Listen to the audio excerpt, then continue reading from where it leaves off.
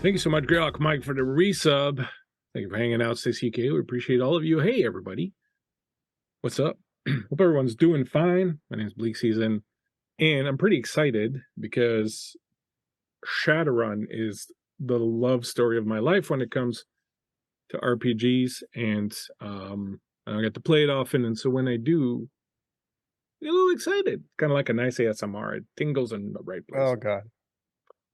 And so I figured we'd do some Shadowrun, and since, doing some Shadowrun alone is not as much fun as doing some Shadowrun in group, I figured I'd invite a couple of awesome people, all of which are just way better looking than I am.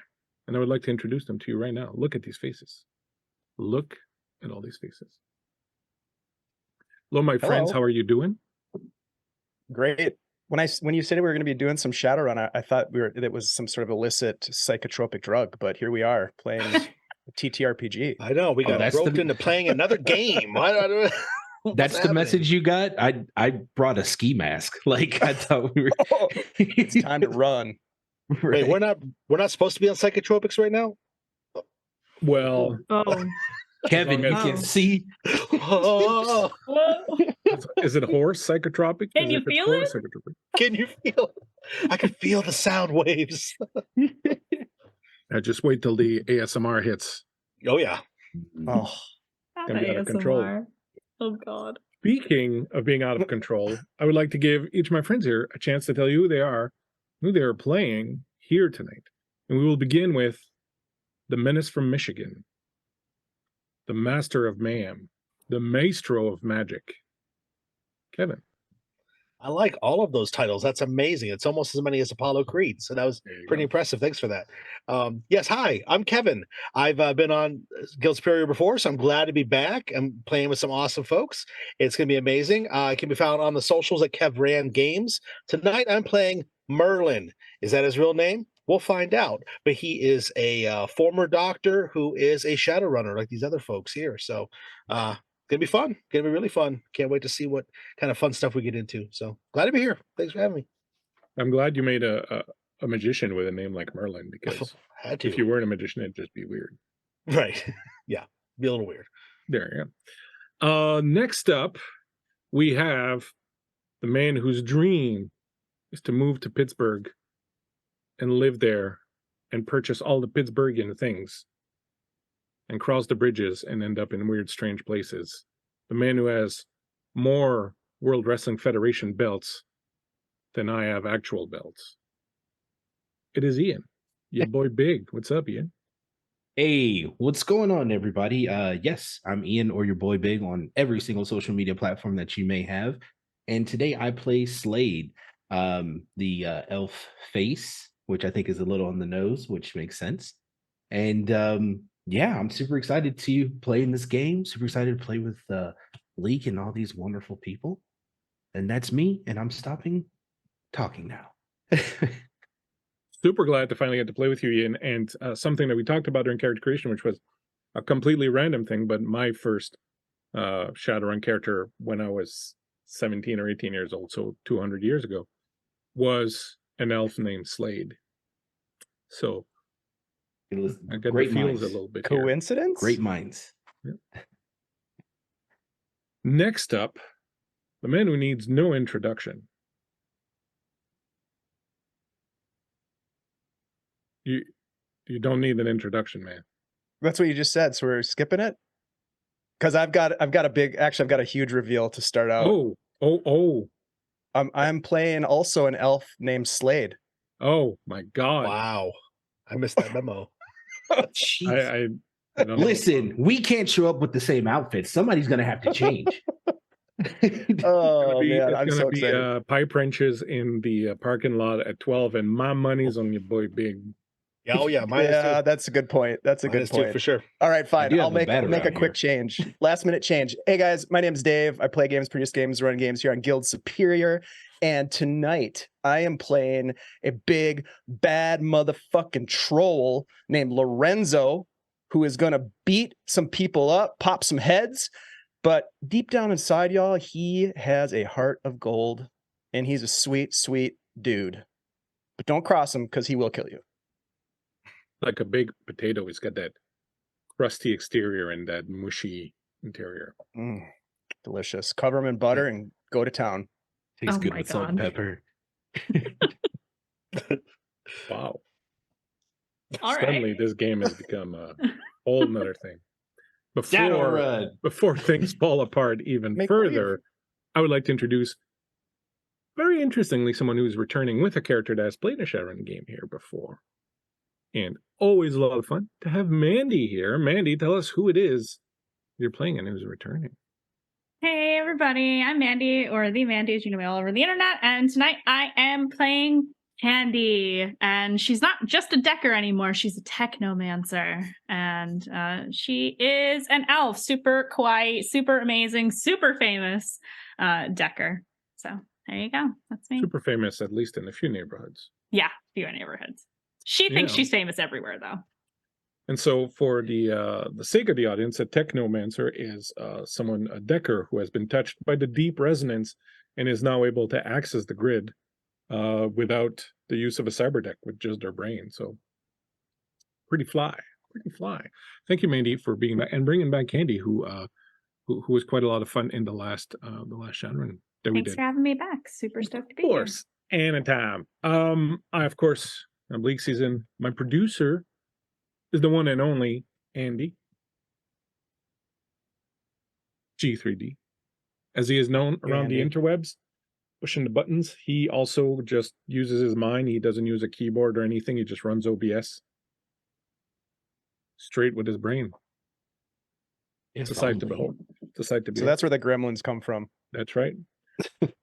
We have some awesome tunes tonight, as we always do. Tonight, the music is by Carl Casey. This awesome little kind of thing you're hearing. So do check out Mr. Casey stuff. Absolutely excellent. Some stuff. What else? We are the Guild Superior. Oh, sorry, I skipped the maps. Using maps tonight by both our good friends Solution Maps and Animated Dungeon Maps. Actually, Cyber Maps, the science fiction wing of Animated Dungeon Maps. And we are Guild Superior. We play games, a lot of them, all the time. We just stack them on top of each other and go to town. We're like a Big Mac of games. So yeah, check us out. Our links and everything are in the chat. Come hang out, come play some games with us. The game we are playing tonight is Shadowrun, but it is a hack that I've basically cobbled together from the Year Zero engine by Free League. So we'll see how it works the first time we try it out. So hopefully it will work out. We'll see how it goes. If you want to get involved in the game, help out the players, you can donate some bits. For 100 bits, you can buy a player of your choice an advantage, which in the case of Shadowrun is a good karma that they can use to reroll their failures. Now we're about ready to go, but before we do, we have something very special coming up soon. And I would like my good friend Dave to tell you all about it.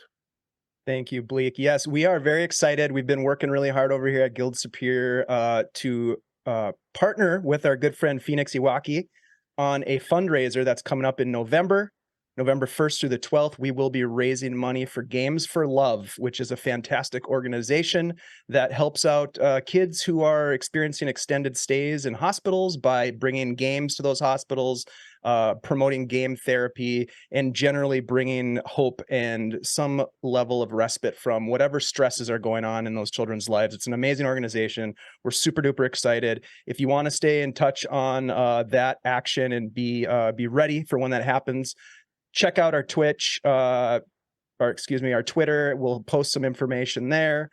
Come on over to our Discord if you want to get more specific details. But yeah, that'll be starting up here in just a short couple of weeks. So super excited and really excited to kick that off with there's like, I don't know, 8 different game masters involved. There's probably 25 to 30 players that are going to be playing in multiple games throughout the week on the 2 channels. It's going to be a lot of fun. So come and check it out, hang out with us. And if you can, donate a little bit of bling to help out the kids. Do it for the kids, man. Do it for the kids. I mean, every day, and this is the only thing I'm going to say here. Every day, people, when you wake up, you have a simple choice to make. You can wake up and decide to be a dirtbag, or you can wake up and decide to be a good person. And one of the easiest steps you can take towards being a good person is helping kids. Like they're kids. You know? Let's help the kids. We're doing it for the kids. Just like Scottish Jeff. Hey, Scottish Jeff. Hey, Armin. Thank you so much for dropping. All right, guys, ready to dive into this little Shadowrun adventure of ours. The Shadowrun adventure takes place in Montreal in 2016. After peaceful protests against an increasingly fascist and xenophobic government led to the accidental death of 3 protest leaders in the care of the government police, things turned ugly, uglier than they had ever been before in La Belle Province. Riots erupted across the island of Montreal and on its southern and northern shores. Not since the night of rage had everyday citizens taken to the streets with such fervor and violence. The government of Quebec responded as it always did, with cruelty. The army was marched into Montreal and began fighting the citizens, who stood no chance. Some 12 hours into the conflict, the local corporations, Hydrocan, Bombardium Electrochem, and Cross Applied Technologies, decided that the window to profit from this escalating conflict was closing, and that it would soon become bad for business. Uncharacteristically united, they made a common front and forced the government to the negotiation table. After 18 hours and in excess of 1,000 civilian casualties, the consortium had purchased the island of Montreal, as well as vast swaths of the northern and south shore, ranging from Richelieu to Mirabel. The government forced the exile of their supporters to outlying regions, and the Montreal Free Port was founded. It's a strange beast now, both a land of new opportunity and open doors, attracting people from all around the world, and a self-contained corporate enclave. From the suborbital aerospace facilities of Bombardium Electrochem in the west to the industrial wasteland of the east, from the sprawling commercial and entertainment sectors of the south to the high-security corporate freeport of what used to be Mirabel in the north, to the very peak of Tir Rogail, the royal land of the mountain that sits at the heart of the city, surrounded by the neon-drenched streets of the downtown core. Montreal is a place of paradox, a land that thrives in the liminal space between constantly dueling identities. But that, of course, is nothing new for this island. 3 of you have recently, well, not say recently, but in the past few years, been laying low. A run went bad, a run went a little sideways, and 3 of you were forced to change your identities, hide out, separate yourselves from your families, your loved ones, to protect them, of course, and wait for this to blow over. But it's been a while. It's been a couple of years, and you're all starting to maybe feel a little antsy, wanting to get back into the action, wanting to reach out and help your families and loved ones, wanting to retrieve, your life the way it was before. And so it was with some interest, but also a little bit of suspicion, of course, that you received the following message. When you pressed play, a bubbly voice, filled with excitement, reached out to you from across the grid. I don't want to put you on the spot, Mandy. Do you want to read it, or do you want me to do it? I actually have it pulled up because I figured you were going to do this to me. Okay, so.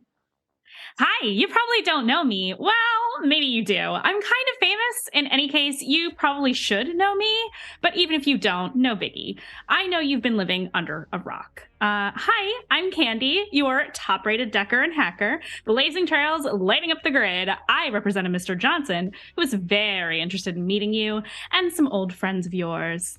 We're aware you've been laying low and might be suspicious or wary, so to make things easier, we're going to arrange a first meeting virtually in a public place. There's a SimSense bar downtown called Liminal Anxiety. Its reputation is unparalleled for security and anonymity. You and your 2 friends have reservations there tomorrow at 11 p.m. under the name Liar and Company. Head on over, jack in, and Mr. Johnson and I will meet you in cyberspace. I expect you'll do due diligence on the club, and we'll find it a prime choice. Here's a 5,000 new yen payment just for taking this call.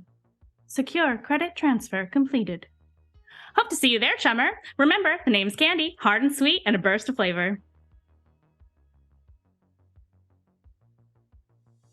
And so, having received this message, I would like, first of all, if you could, each and every one of you, give me a quick little dice roll.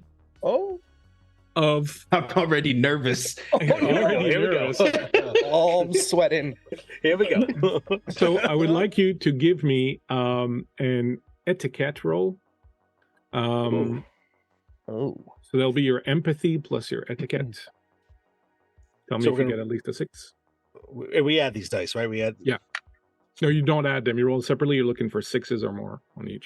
Okay. Well, I got 2 6s. oh. And Ian? Well, a 6 and a 7, which is That, yeah, that's good. Yeah. I got a 12, straight 12, because that's the Oh. only dice I had. Pretty awesome. All right. So both of you have a critical success. Both of you have heard of Candy. There were some issues in the past year or so in Seattle where a group of runners ended up mixed up in some major fracas with the Universal Brotherhood. One of these runners was a Decker named Candy, who in the wake of the events at the Universal Brotherhood started really making a name for herself. People on the net are whispering that Candy might very well be on the verge of catching up to the old Artful Dodger, the best Decker to ever run the grid. And so the hearing the name, hearing the voice, at least tells you that this is pretty high-powered stuff. You're pretty sure Candy wouldn't be, slumming it in Montreal without a very good reason.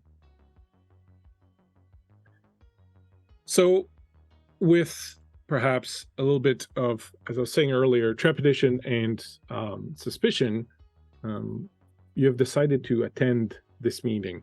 I would like to know, just briefly, do you do anything? Do you want to do any due diligence? Do you want to do any checks? What would you like to do sort of in preparation for going down to the Liminal Anxiety, which I think is an awesome name for a bar. Yeah. Have any of us been there before? Either before our time hiding out or after? I would let you decide if you have. It's usually high-powered corporate stuff that goes down there. It's not usually street-level meetings and whatnot. But you could totally have gotten a contract that required you to go there, so I will let you decide. You would know it's a virtual bar, which means that you go in, it's a large place, but it's not like a bar. Everyone's kept kind of isolated from everybody else, and the idea is that you're brought into a secured cipher room, and you can place yourself into a pod, then you can jack in or whatever, and then you get to meet other people in a virtual space so that no one can shoot anyone, for example. It's good. Which, is usually a concern. Right. Well, I think I've been there before, then not recently, not ever since taking on this life path of being a runner, but before then, in my previous life, when I had a higher calling, I think I've been there before, but it's been a long time. Okay. So, but you would feel, if you've been there, you would feel confident that if nothing else, at least you're probably not going to get ambushed and it's going to be fairly safe. They take their security pretty seriously. What about Ian and Dave? Slade would have definitely taken the opportunity to kind of just scope out the place. Kind of using his ocular unit to kind of see patterns and of people who are coming in, or someone who may look a little bit off to be coming to a place like this, maybe recording faces. Yeah, maybe a wits and vigilance roll. Meanwhile, Lorenzo is pretty skeptical. He's been burned. Obviously, that's why they're here.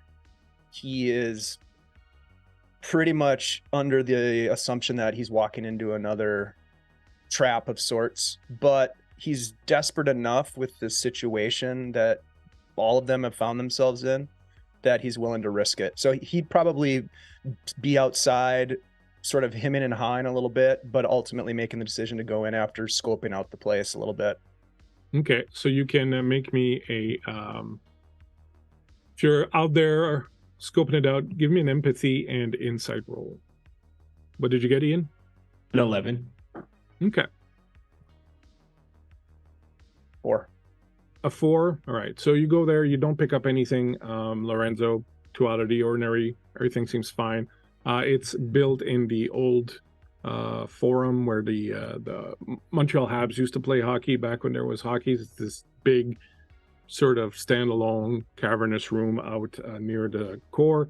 Ian, with your role, Slade, with your roles, you would definitely be impressed with the level of security. You can't see inside, you can't hear inside.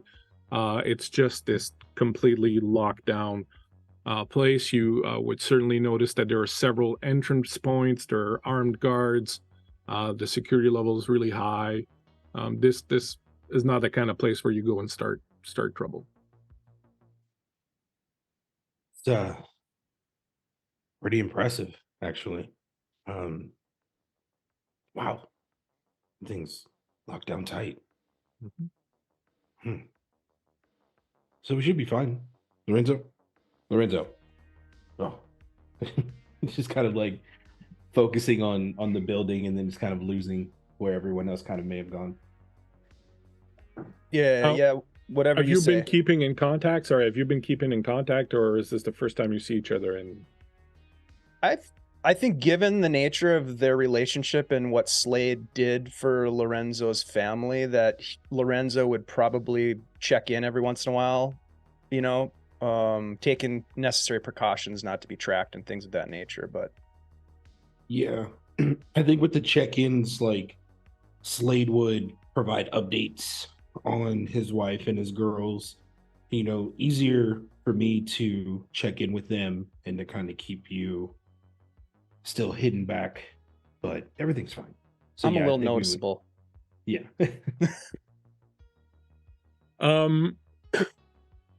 As you step into the place, I will give you a little bit of a narration here, telling you sort of what the place looks like. And as you arrive at kind of the little cocktail area, maybe you can sort of give us a brief description at that moment of exactly what you do look like. People call Liminal Anxiety a club.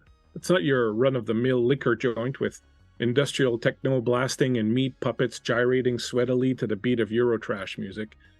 It's built in the cavernous confines of the old Montreal Forum where once legends of hockey entertained crowds. Liminal Anxiety is just that, a liminal space between the meat world and the grid. Here, high-paying, security-minded corporate lackeys get to meet with each other in a safe, controlled, and totally anonymous environment. You mention your reservation, and no one asks any question. They barely even look at your face. Seriously swollen orc guards in tight-fitting suits, their hardware and muscle grafts barely concealed beneath a sheen of corporate slickness, guide you along plushly carpeted and tastefully, if plainly, decorated hallways. Soft, friendly classics play from hidden speakers, and at the one-way station, a cocktail server designed by a PR committee to be pleasant in one way or another to anyone who beholds them, serves you a drink of your choice. You are in the holding area, my friends. Please give us a description of your characters as they saunter into this place.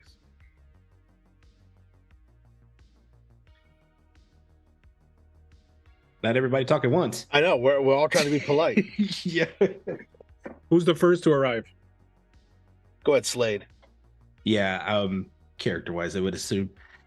So when Slade walks in, you see a darker skinned elf with one very gold hazel eye, and then on the other eye is just this sheen of bronze, like metallic metal. That's his cybernetic ocular implant. And surprisingly, for somebody who's been off the grid for some time, very put together. I mean, he has this long flowing coat, very nice, pristine French collared shirt, and just a little accent of a heel on his boots, and you can kind of hear him like tapping when he walks in. Piercings on his ears and on his eyes, and just faint smile. Walking into this building, he's comfortable. He kind of just looks around and goes, oh, this is going to be really good. I don't mean to get emotional, but You are enjoying this so much, aren't you, Slade? It's just been quite a while since we've had like any ounce of luxury, and I just need a moment. Hold on. Lorenzo pulls out a handkerchief and hands it to him. Get a hold of yourself, would you? It's the size of a face towel, and he's like, yeah, exactly. He's like, it's just we've been through so much. Not to be the turd in the punch bowl here, Slade, but what do you think the odds are that this is an Orcus setup? Honestly, if I am drunk enough by the end of this interaction, I don't care. Yeah. You really need to relax, though. At least it's all good. I'm just, vigilant. Okay, you do that. I will use some of those credits that we got. And what does Lorenzo look like? Well, Lorenzo is a troll, so he's huge. He has to duck to get in through the door, the main entry. He has, some horns on his head, one of which is snapped off and broken. He's wearing sort of this long leather jacket, very much the opposite of Slade's vibe in terms of like style and fashion. He is all about function and kind of trying to be it's like this huge guy trying to be low profile. Doesn't really work well, but he's trying as hard as he can. And he I don't know if there's any sort of I'm guessing there's some security details or something. Yeah, right? It's all kind of hidden just beyond, like there's, like I said, one kind of orc bodyguard that's standing by the door. There's the cocktail waiter, waitress. And you can definitely tell that there's a lot of security like in the walls and everywhere else, but it's all kind of subtle and kept out of the way. All right. Yeah, and so he just kind of opens up his jacket knowing that there's probably cameras and other sensors that are scanning them right now. And he just kind of shows off that he does have, in fact, a shotgun on him underneath his jacket. When you show him that, the guy sort of, the guard sort of looks down at it and looks at you and goes, you expecting the party?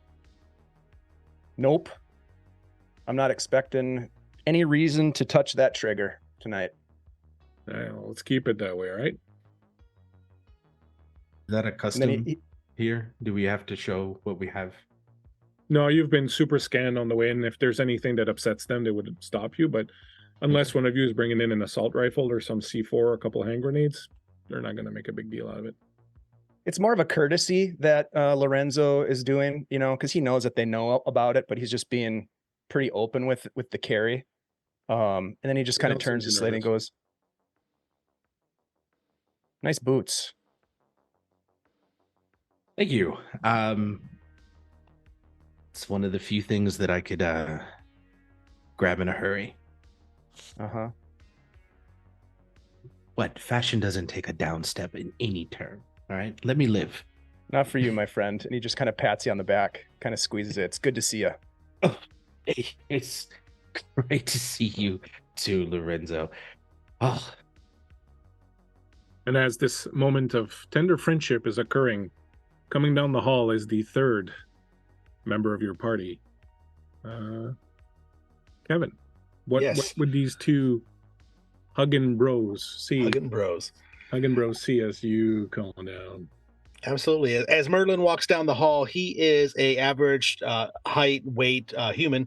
He has his hair that you guys remember was a little bit kind of gray. Is actually very salt and peppered now. It's actually down to his shoulders, which he has kind of swept back. It's he's well groomed, well put together. He has a bit of a beard just on the chin. You both know, was once a surgeon back in a former life, so he's got a very erudite way of carrying himself. And as he comes in, he actually stops for a brief moment, looking at the two of you. Well, I should certainly say that the three of us in one place, this certainly bodes well, doesn't it? Wow. Oh, good to see you, friend. Look at you as well. Hello, Slade, Lorenzo. I would like to hope that the few months that we have not seen each other, that you have been safe and secure out there. Safe, secure, and quite frankly, a bit bored.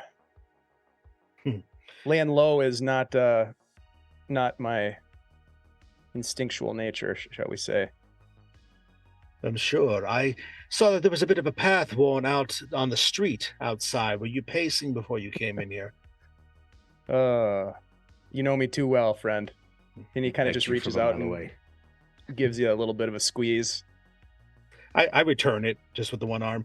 And as I move my way over to Slade, I have a very pronounced limp. They know what happened. Anybody in the bar who might be around would notice this, would see that my left leg from just above the kneecap down is like a shell of a leg. It's metal. It's a little bit clunkier looking. It looks like something you would get, let's say, on sale. And but it's functional. It works, but it's not as well put together as the rest of them. And he just moves over to Slade, and I actually will give you a kiss on each cheek and pat your shoulder. Good to see you again, boy. Great to see you too, old man. I give him a wink because I'm teasing him. He's older than me. I'm sure. I still see you have that skip in your step, as you've always had. Yes, well, we'll see what the hermetic equations will bring back in this time and place, won't we? As we will. Drinks? As you say that, sorry, the maitre d' or the person that was sort of getting you through comes back with a data pad and is like, the Lyran Company party? All right, your pods are ready. If you'll follow me, your host is awaiting your arrival. He goes over, presses a button on the wall. There's a trap that was concealed in the ceiling that opens, and you see this ladder come down. He kind of looks at you, Merlin, and he goes, the entire thing is automated.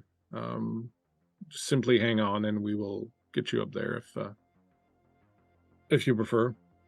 It's all automated. There's no direct contact-to-contact interaction. No, you, for all intents and purposes, your host might be on another planet.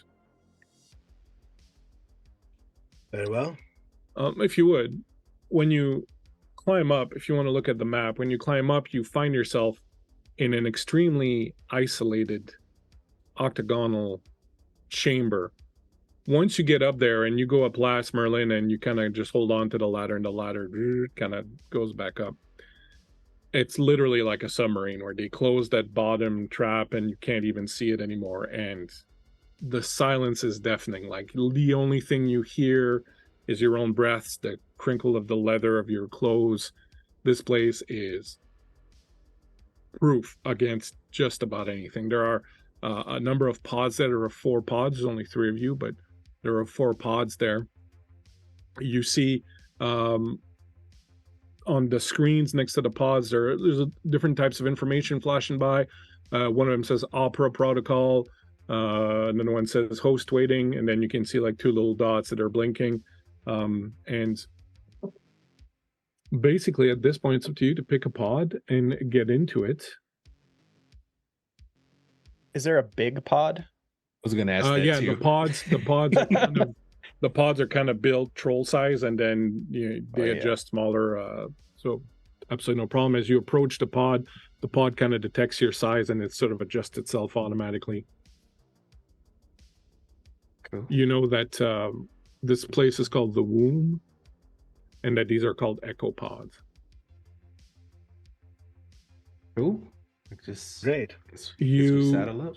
Enter the pods, and when they close on you, for a moment you're in complete darkness, complete silence, full sensory deprivation. And then a little console lights up in front of you, and you can see a couple of options. There are trodes, which if you don't have a data jack, you would take and just sort of put on your temples. But if you do have a data jack, there's a data jack option, so you would put it out and jack in. Once you do, the chair sort of leans back. The screens all around you, like the entire pod is a screen, and it sort of fades out, and it starts to be replaced by an image that sort of comes into play, and I'll get to that here in a second. The image sort of hypnotizes you, and as your eyes close, you're transported inside the grid. You find yourselves inside a fully immersive virtual reality opera house. A magnificent, grandiose, and opulent theater surrounding you in a breathtaking display of architectural elegance and historical charm. The opera house is vast, with intricate details in every direction. The ceiling soars high above, adorned with ornate chandeliers that cast a warm golden glow throughout the room. Crystal teardrops dangle from the chandeliers, catching the light and refracting it into a dazzling display. The walls are adorned with luxurious, richly colored tapestries, showcasing scenes from the world of opera and classical music. Rows upon rows of plush velvet seats extend from the stage, each with its own sense of regal comfort. You can almost feel the softness of the fabric beneath your fingertips as you run your hand along the backrest. The seats are arranged in a gentle curve, ensuring that each spectator has an unobstructed view of the stage. The stage itself is a masterpiece, with a large, ornate proscenium arch framing the performance space. The curtains, made of heavy, luxurious fabrics, are drawn back to reveal a meticulously designed set, a fortress of some sort, perhaps the castle of a dark lord in a bygone era. The opera house's virtual technology allows you to see every minute detail, from the carefully crafted props to the realistic backdrop that transports you to another time and place. The orchestra pit is situated just below the stage, where talented virtual musicians dressed in their finest attire are ready to bring the music to life. You can see the conductor's animated gestures as they guide the orchestra through the overture, setting the stage for the grand performance. Yet, when they play, the music is soft, subdued, a gentle accompaniment rather than bombast. Then you hear a voice. "Welcome, friends. I hope you don't mind my choice of setting." At the front of the room, you see two people. One of them I will let describe herself. You see a short, very girly looking individual who is essentially like anime girl avatar, big pigtails, very long pink hair, sparkly, bows a little bit frilly but still fashionable, and she almost gives off a little bit of a glow. Lots of accessories, and very youthful appearance.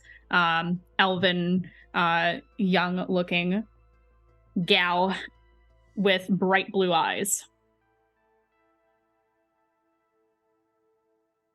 Standing next to her is a very strange figure, a tall, lean man. You can clearly see elven ears. He has very dark skin, but not the same dark as Slade does. It's more of a almost bluish, purplish kind of color.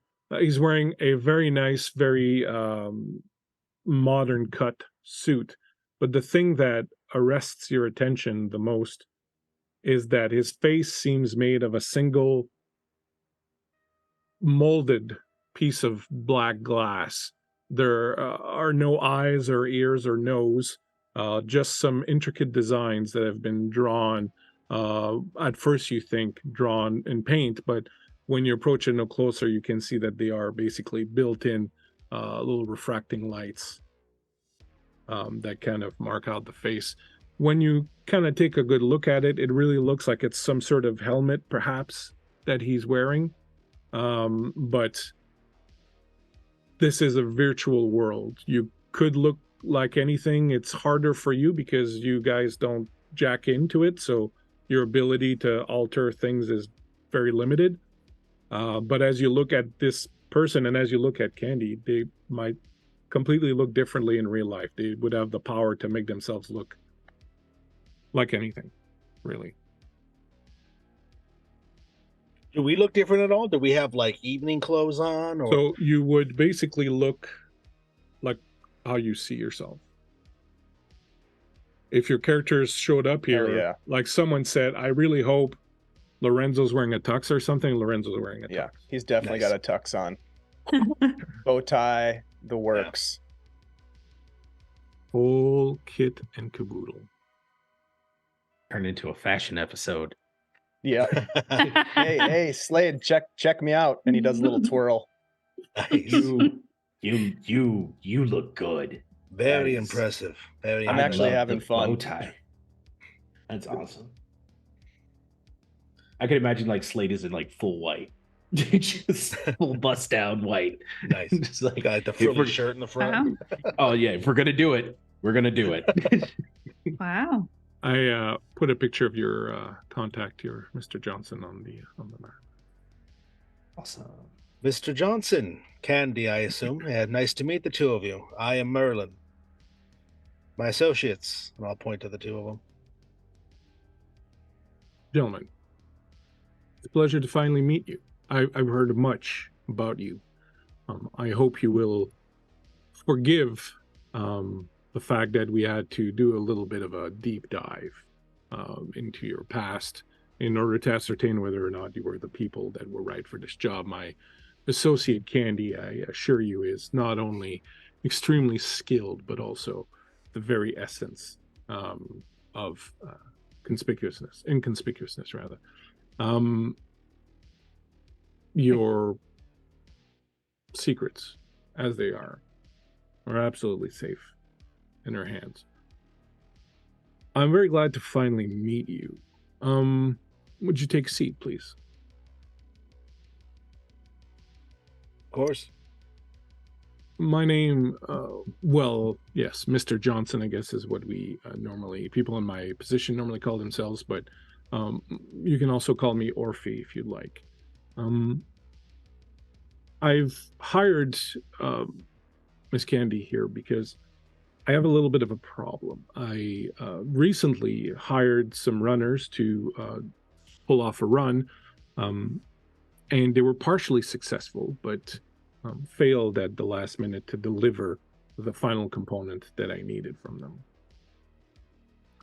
I need a group of people dedicated, looking perhaps for a chance to get back into life, get back into the discussion when it comes to who's doing what to whom in this city. And quite Slade's frankly, ears I need. perk up. Sorry. Slade's ears perk up when he says that point. And quite frankly, I need people who are willing to, well, operate very quickly, and without the usual, I guess, process of a Shadowrun. I need someone right now, right this minute.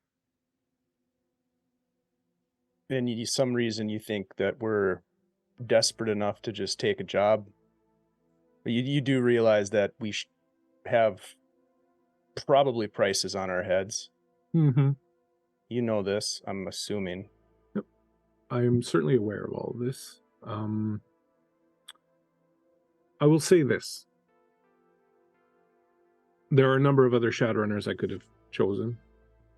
The city is not lacking in desperate runners. There's a second part to this operation I have going. Let's call this first part here tonight a bit of a test to see if you have the mettle. Should you prove to have the mettle, I will be glad to bring you in on the second part, which will prove to be perhaps a bit more standard as far as how this kind of business is usually conducted. But the reason why I have chosen you rather than some others is because I think there's actually something for you to gain from this operation. And I mean something personal. Aha. Well, I'll tell you what, we're Personal. here, and I look damn good in this tuxedo right now. You so do. So, you really do. Thank you, Slade. We're willing to hear you out. I'm kind of curious, what are you all about? And he points at Candy. Oh, me? I'm only the best decker on the planet, so of course I'm here to do a job. Also, I'm not going to be coy about it. I'm sure the name Corben Veil rings a bell to you all. It certainly This is- does. Is he here? No. Sure would be nice to see him. Yeah. I'm We sure just it want to would. talk. Thanks to Candy's talents, it may actually be something that is possible in the very near future. I'm working on it. How did you find him? The same way I found you. It wasn't that hard. Not for me. I just looked to the other two for a moment, just share a knowing look with the three of them. Or the two of them, excuse me. Lorenzo's just kind of nodding as he's as he's thinking it over. We piqued your interest. Yeah, you did. So if Veil is involved, then I assume the corporation is involved as well. In the second phase of the operation, not this. Well, actually, I guess they are tangentially connected to this first one, but you would not be going up against them, at least in this first part of the operation. Though you would still be hurting them. I see. So this first part of this operation is what, a test? It's a way for us to prove ourselves, or is it something different you have in mind? Yes, it's one, I am desperate. I need this done within the next hour or so. Well, if you've already looked into our past and you know who we are and why we're doing the things that we've done, why do we need to prove anything else? Shouldn't that be enough? Well, as I said, it's sort of a marriage of need and opportunity. I have an opportunity for you, but I need something from you first. And that is for this thing to happen. I could hire some other people to do this first part and then go back through the process of bringing you in, et cetera, et cetera, et cetera. Oh, blah, blah, blah. Too much work. We just need you to get something, and then we can move on to the second phase. It's not that difficult. Well, we don't typically do twofers. Oh, But I will this be say separate if contracts. Corben Veil is somehow at the end of this contract, he looks over at Slade and Merlin. I'm Willing in. to make an exception. As my associates have both said, we are a bit picky sometimes, but I assure you, Corben Veil we would gladly eliminate for free. Not for free, if it's an option, but we would be happy to do it. Allow me to clarify. I will gladly eliminate Corben Veil for free. I will take his share. That Well, is fine. There is no need for anyone to do anything for free. You have already received partial payment for tonight. I will provide you with a further 10,000 new yen each for this first part of the operation. Candy, would you get the little light show going, please? Of course. And she waves her pretty little hands, which of course have like those fancy nails with like flowers and things on them.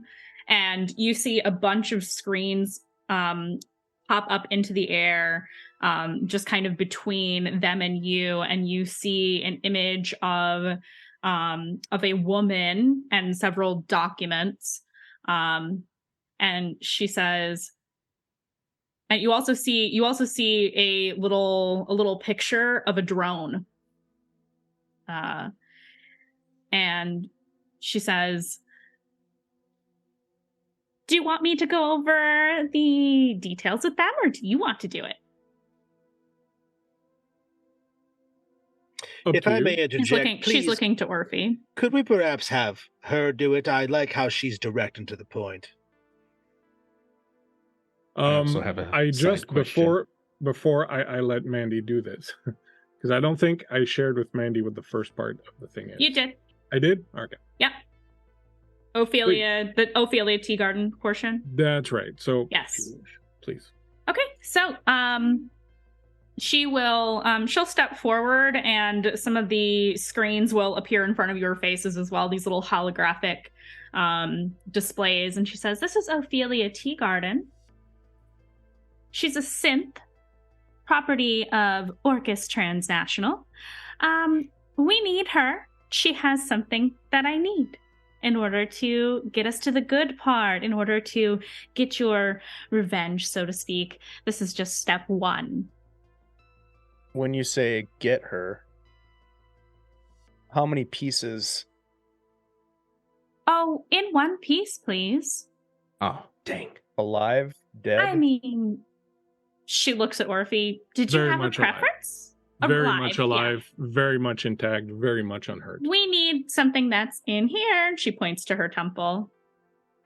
Ophelia Teagarden is very much a unfortunate bystander in this situation. She did not choose to be in the situation that she's in. This choice was made for her. I need something that's inside her head. Right now, Miss Teagarden is somewhere hoping to have this thing removed. Unfortunately, she has chosen poorly, and if it is removed the way she's attempting to have it removed, it will kill her. I have a way of removing it without causing her injury. So I would like you to go down there, get her, bring her back to me at a medical clinic that I will provide the address for, so that I may perform the necessary extraction. At that point, Miss Teagarden will be allowed to go on, live her life, very much according to however she wants. I will provide her with funds and whatever she needs to continue her emancipation from Orcus Transnational. Is there any reason to believe that Miss Teagarden will be joining us willingly? She may or may not. You will have at your disposition the means of incapacitating her if she proves to be non-cooperative. Oh, yes, you'll have some help. And you see the little picture of a cute little drone. This is Oscar, and I will be controlling him remotely and helping you with this. So we have a chaperone. Of course. Oh, that's annoying.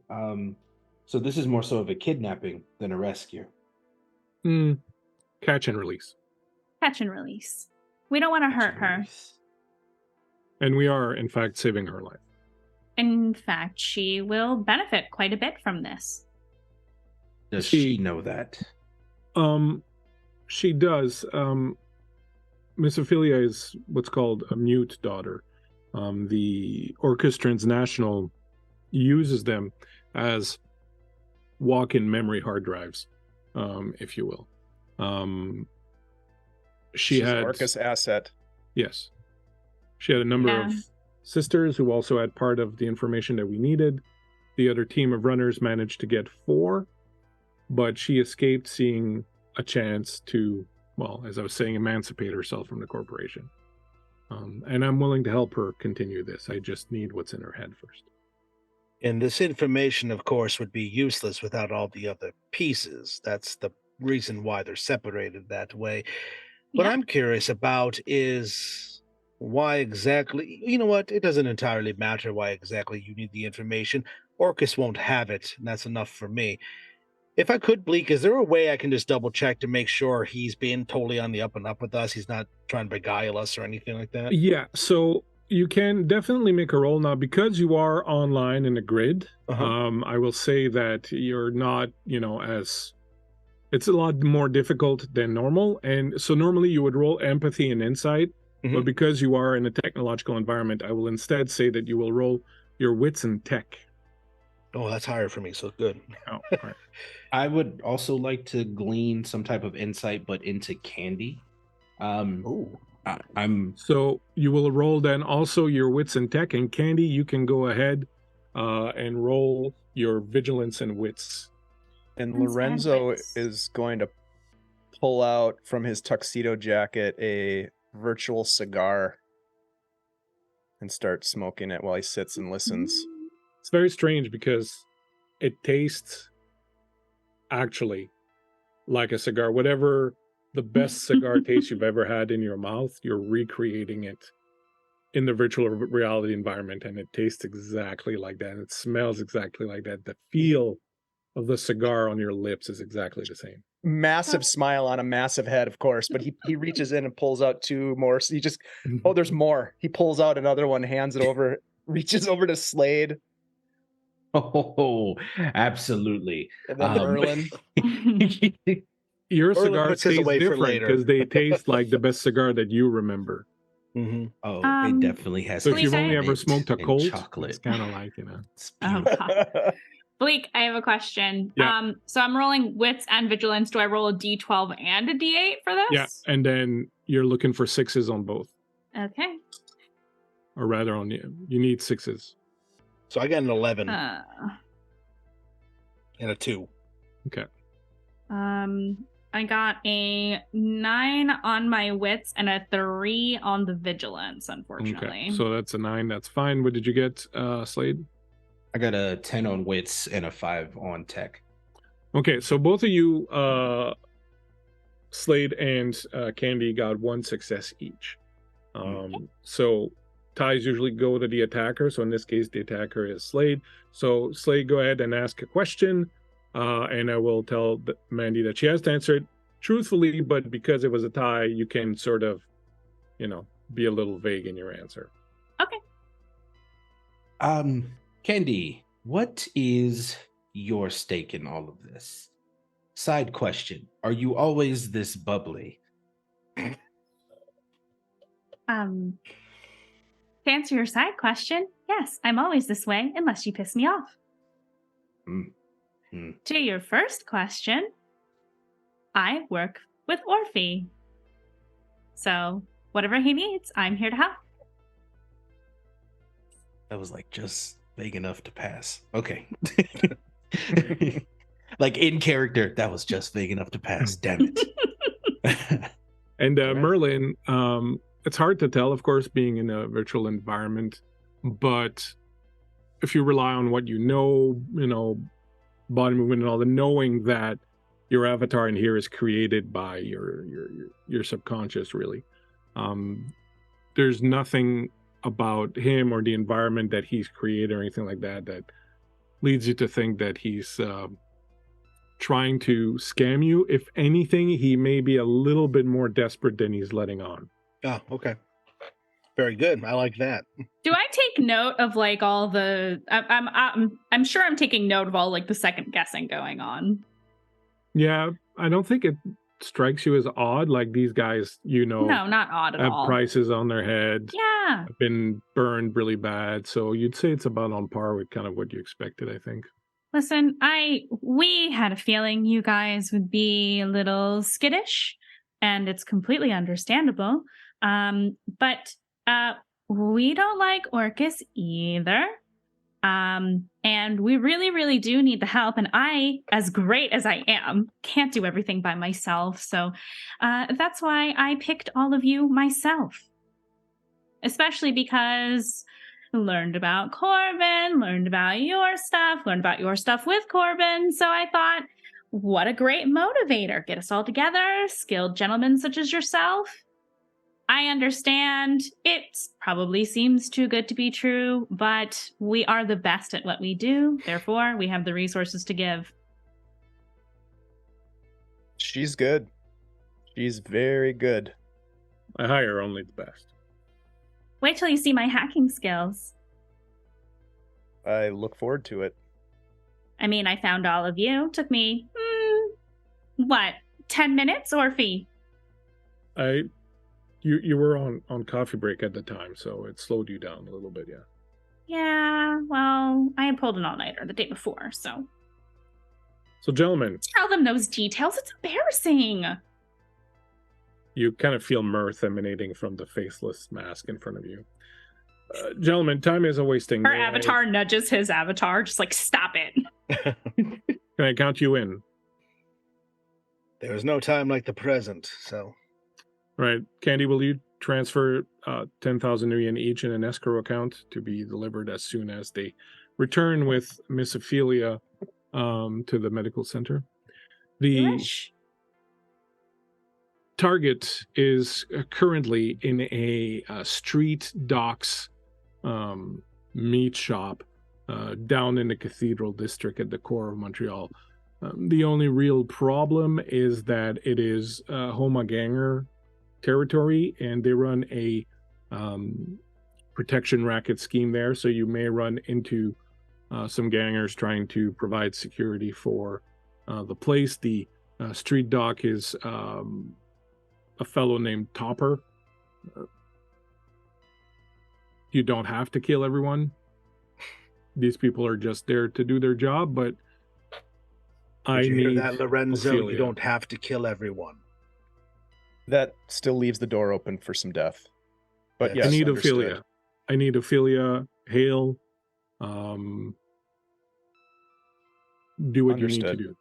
You will notice, I'll say under my breath, you will notice that they didn't say anything against kneecapping, so you should be all right. Or extensive emotional damage. Yes, that's true as well. When you exit the virtual environment, you will find a key to a GMC Bulldog van waiting for you. The van is parked in the underground parking garage here. Inside the van, you will find a drone named Oscar. This is Candy's drone. The drone will accompany you, and Candy will be able to run Overwatch for you through the drone. You'll be in constant contact with her, and she has the details of your target and so on and so forth. The van is yours to keep if you want. If not, you can dump it after the fact.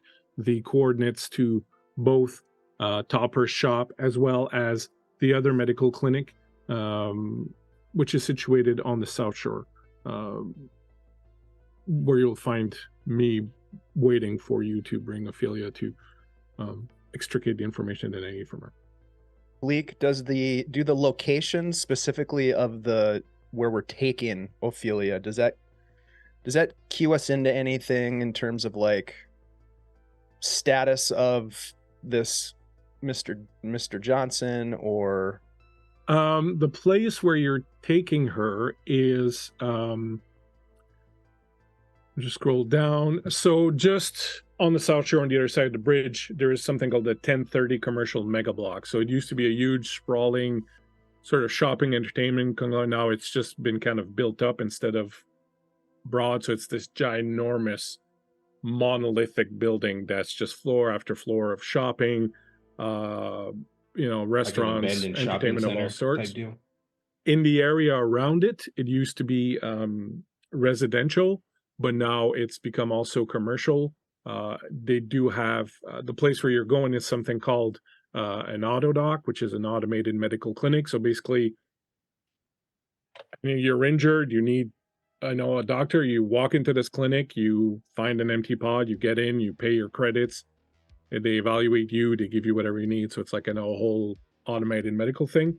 I would say that it's not high class per se, but it's definitely like corporate and above what you would find in the sort of downtown core street level thing. It's a little notch above, like well-to-do runners would go to a place like that rather than go see a street doc like the first guy you're going to go talk to. Sure. One last question about that is there any significant Orcus presence in that zone or in that building? Okay. No. So on the island of Montreal, there's another little island between Montreal itself and the South Shore called Nuns Island. And that little island is where Orcus is. So most of their corporate presence is there. They do have other offices and things like that throughout the city. But those areas you're going to, Cathedral Square and the 1030 Mega Block, they're not, Orcus Transnational hangouts in any way, shape, or form. Any other questions? Is there any other extra equipment that we get for this assignment? Or No, do we you have get the caches truck and you have what you have on you. I was going to say, Oscar. oh, I'm sorry. And Oscar. Yeah, you get Oscar. I was going to say, you may not get extra equipment other than Oscar, but when you do pick Oscar up, he kind of comes to life and starts hovering. Oh, hey, buddy. And you all hear Candy, who's keeping open comms with you. Now, don't get him damaged. I just rebuilt him, so if you could kindly treat my boy with delicate hands, that would be most appreciated. Of course. You can see that the drone model that when you get into the van, you're going to see that the drone. It's pretty advanced, but it's also very modified, and it's one of those drones that can fly, roll, walk, different things. So it kind of configurates itself as needed. Silent stealth mode. It does have weapons on it. It's not the newest model, but it's definitely been kind of upgraded and sort of fixed. So.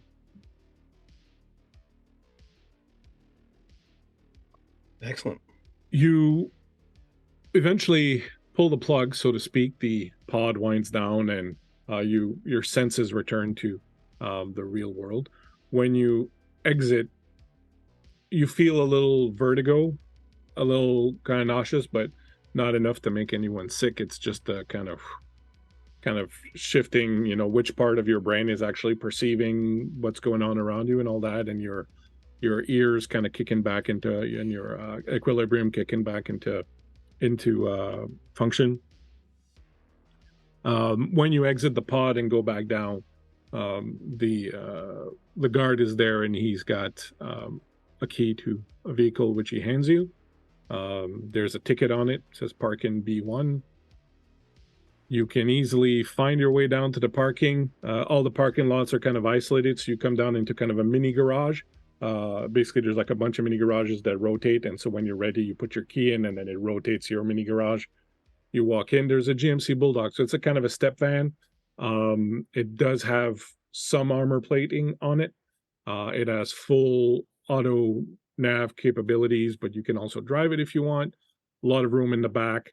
You do see that it's furnished in the back with a medical bed with straps, so if ever she's out and you need to put her in there, it's fine. But there's also a bunch of bucket seats and a bench in the back, and in a case embedded in the floor. When you walk in, the case opens and you can see the drone, and as soon as you come into area of the drone, I will assume you also all have like communication equipment, like in-ear communication buds. As soon as you come within or something range of the drone, Candy's voice pops up in your ears, and she's muted apparently. Are you guys ready? Let's go. Excellent. So, following the instructions, you will be heading down into Cathedral Square, which is in the downtown core of Montreal. It's quite late by this point. You enter Cathedral Square, which is one of the main access points to the underground city of the downtown core. The back streets here are dark, relatively quiet, hidden away from the neon-lit chaos of the core. As close to the eastern refineries, the air is heavy with the acrid scent of industrial pollution, and the shadows seem to swallow the flickering neon glow from the main thoroughfares. The narrow alleyway stretches ahead, lined with towering, decaying buildings. Jagged graffiti covers every inch of their dilapidated surfaces, expressing the rebellion and unrest that simmers in this part of the city. The buildings rise around you like silent monoliths, their windows black and blank, hiding away the corporate world from the city's gaze. Dim, flickering holographic billboards from the nearby main street cast sporadic glimmers of light, revealing a mosaic of cracked concrete and broken glass beneath your feet. Puddles of stagnant, oily water reflect the flashing neon advertisements, creating a eerie, distorted mirror. As you walk further along into the gloom, the distant echoes of sirens and a dissonant, distant hum of machinery reminds you that you're not alone in this desolate place. You catch glimpses of furtive figures moving in the shadows, their cyber-enhanced eyes and implants shimmering with unnatural, otherworldly glow. The back streets take on an even more sinister atmosphere as you reach the main plaza that leads to the underground city. Here the walls are covered with gang signs, marking the territory of the Homa rebels, a wolf's head with cybernetic jaws dripping with slaver. There are several access points to the underground city, each guarded jealously by one group or another. Most are content with running protection rackets and demanding tithes to open the doors to the vast and sprawling black markets of the underground city. Thankfully, the street dog clinic you're looking for is on the plaza itself and not in the bowels of the city. But still, the gangers are hanging out, waiting for the weak and wounded to stagger into their lair so that they can exercise some violence. I will give you a little heads up of the situation ahead of you on the map. So, the street dog clinic is situated a little bit below street level. As you enter the plaza area, you're kind of on an elevated walkway, as you can see on the map. And downstairs, so if you're checking out the map, down here is the entrance to the clinic. Where are we coming in from, Bleak? Not advertised. You have a choice of coming in from this direction or this direction. Up to you. Because you can just walk I don't around and see the map. My bad. You can't see the map on Owlbear, you got it? No, it's just the Opera House. Hit refresh. Yeah, refresh. Yeah. On your browser.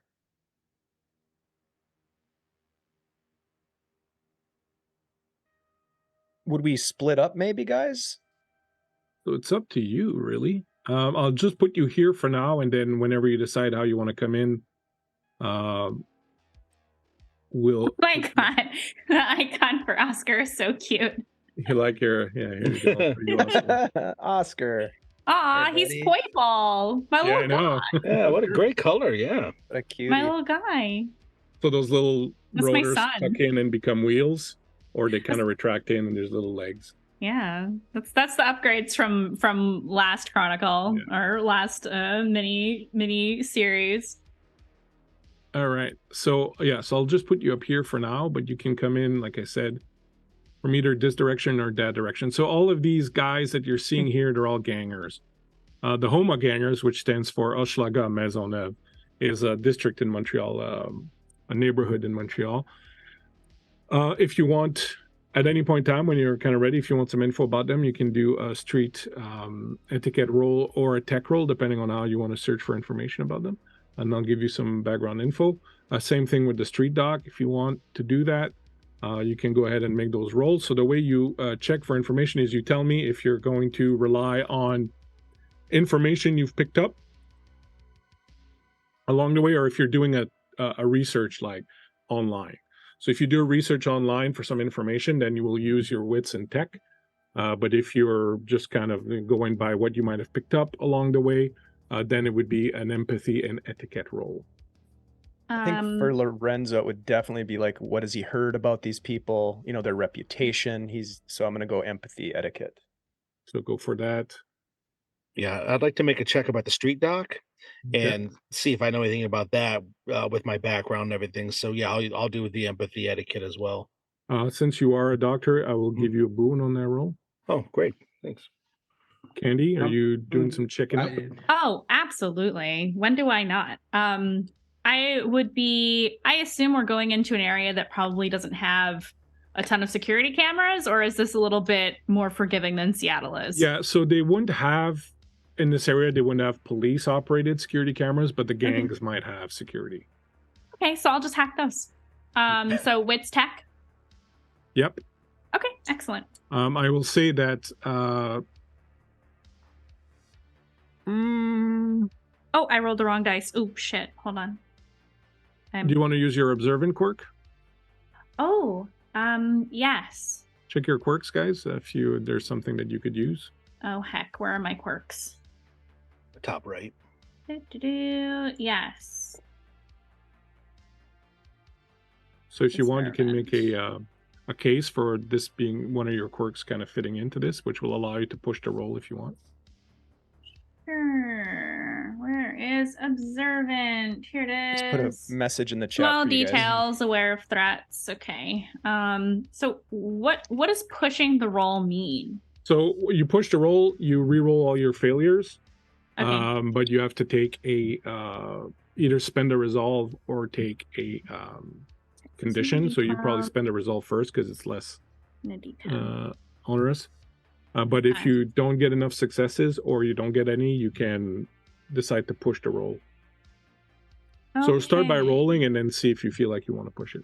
Okay. So do I need to announce what I got for each portion, wits and tech, or no? You can just tell me I got 1 6 and or whatever. That's fine. Like anything above 6 is what counts. One of my dice is above 6. It's a 12. Okay, so that's a 12 is good because the 12 is a critical success.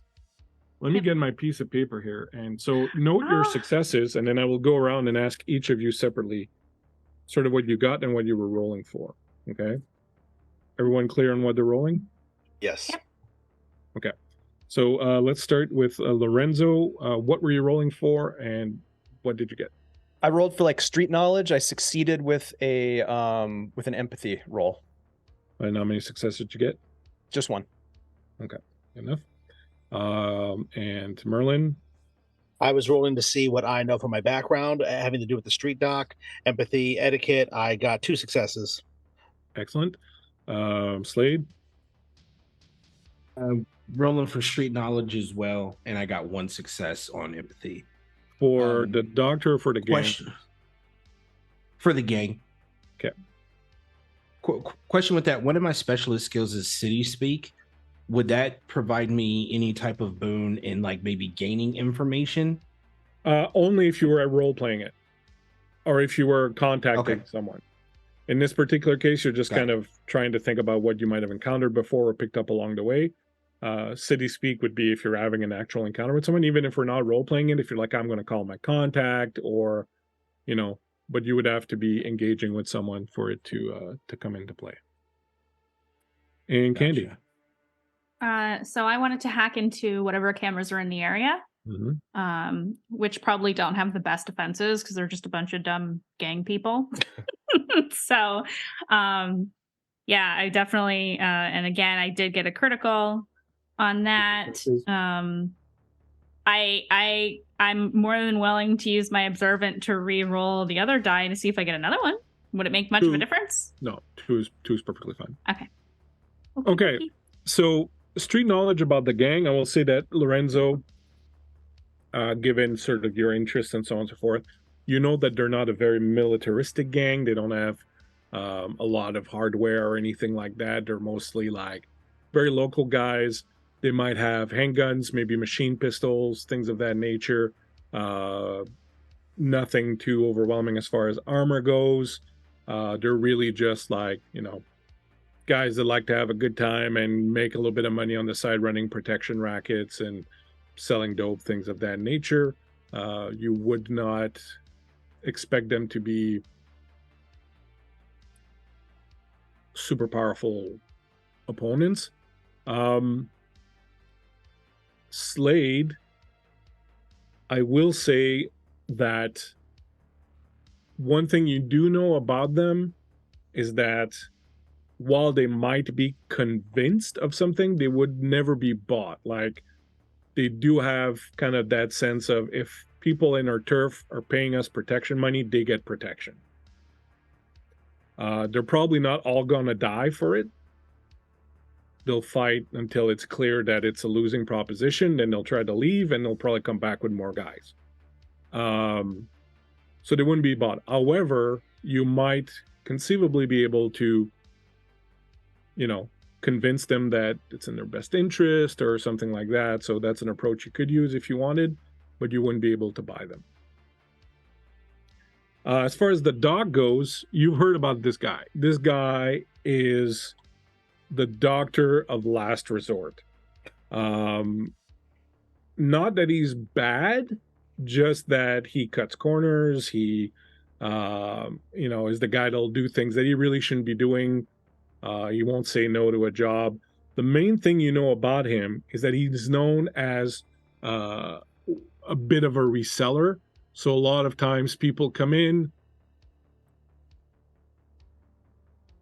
if they die on the table, if he can kind of he'll snap something off, take some of the cyberware, whatever, and then resell it. Like, he's known as a secondhand dealer. So however he acquires it, it's kind of shady. Definitely not someone that you would consider to be of integrity, and definitely not salubrious.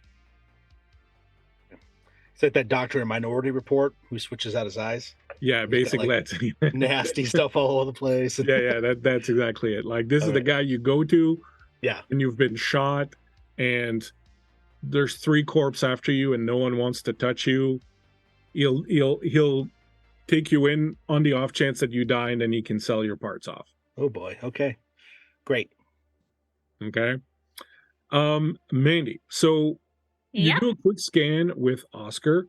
You do notice that there is a little bit more security than you would expect. You get the feeling that it's probably the doctor who's paying for it. There's no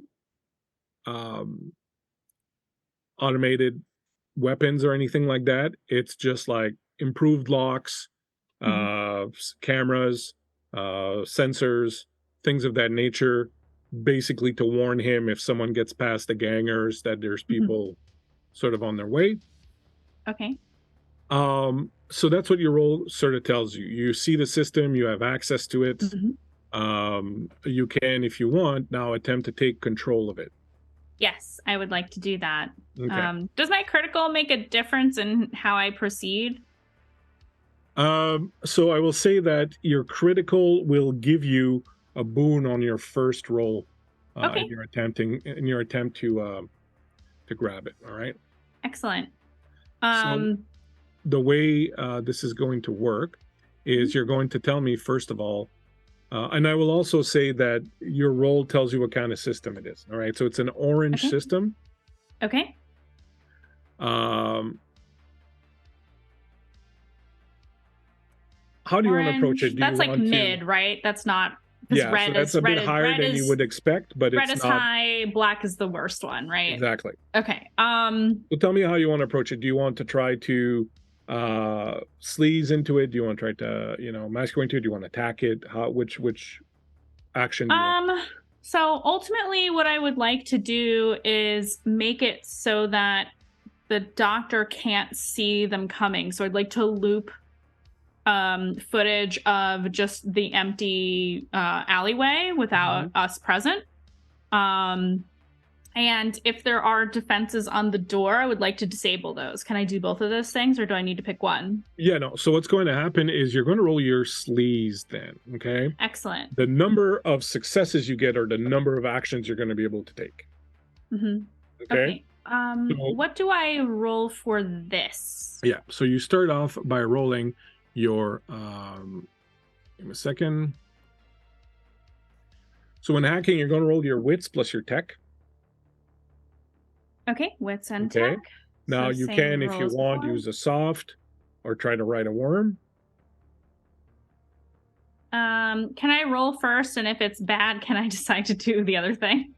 No, like you'd have to decide up front, because once you've started the process. I'm just gonna hack it. I don't think I need a worm for this. Okay, so you're going to go ahead and roll your wits plus your tech.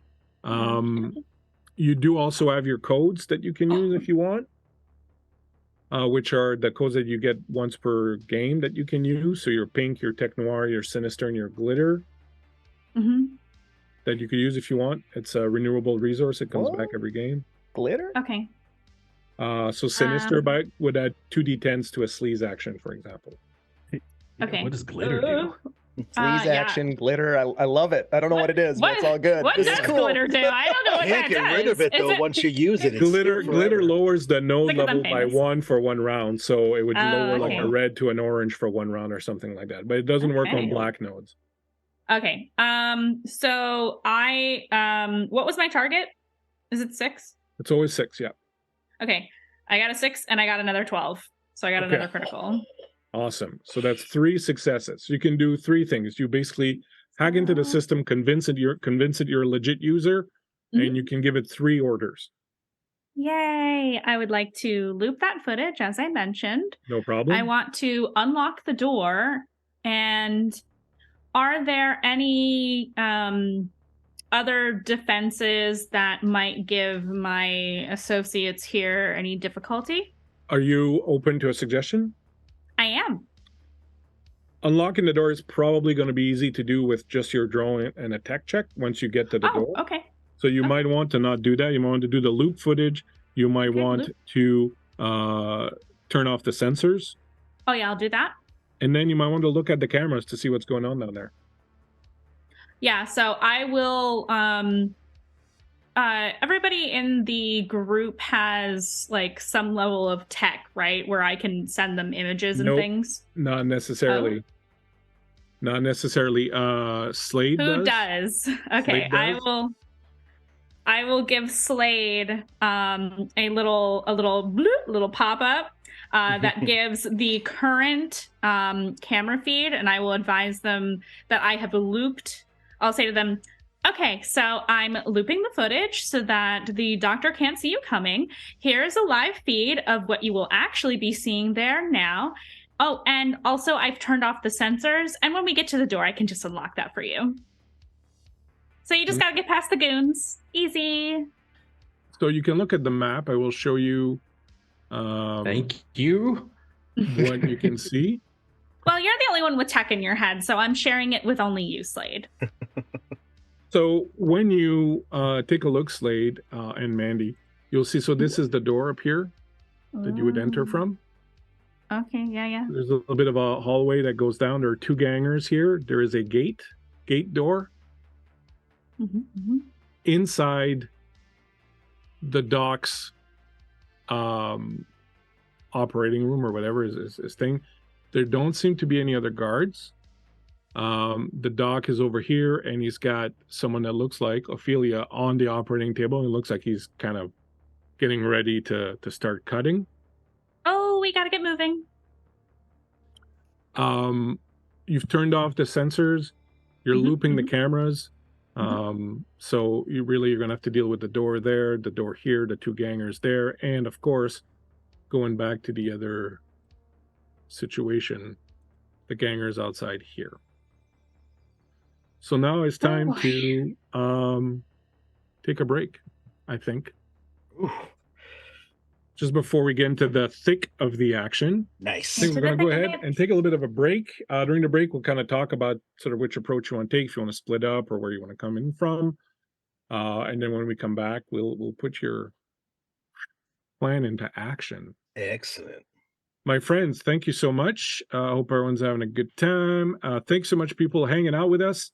I saw some subs going on, some follows. Nice. Thank you, everybody. We greatly appreciate each and every one of you and everyone hanging out with us in the chat. We're enjoying it, and we will take a short break. We'll be back in a few minutes. Take a short break yourselves. See ya.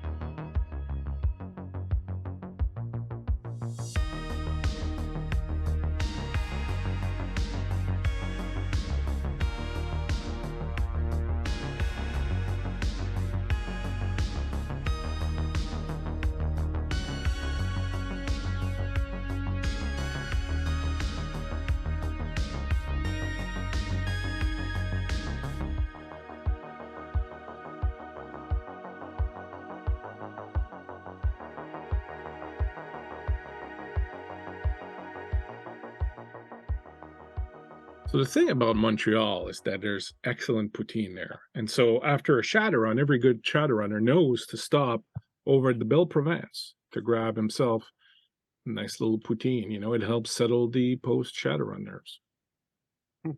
Now I'm hungry, thanks. The more you know. The more you know, the more poutine you have. My friends, we are back. We are about here to get into some seriously disturbing of the peace stuff. Nice. But before we do, we're not just hooligans here at Guild Superior. We're also civically minded, aren't we, Dave? That's right. We are. And we are super excited to let folks know that we're running a fundraising campaign with our good friend Phoenix Iwaki in November 1st to the 12th. We are running, the last time I counted, we had 15 games between the two Twitch channels. Nice. There are somewhere upwards of like 20 different players, 7 or 8 different GMs that are going to be running games, and it's all for a good cause. We're raising money for Games for Love, which is a fantastic organization that helps to bring some relief and some hope to children who are experiencing extended stays in hospitals when there might be a little bit of despair and sadness. Games, as we know, because we're using games all the time to enrich our own lives, are pretty powerful. And so this organization brings games to hospitals so that kids can find some hope. And we're going to do our best to raise some money for that organization in November. So please join us. Thank you so much, Dave, for letting us know about that. Mein Freunds, let's return to our map. And tell me, what have you figured out?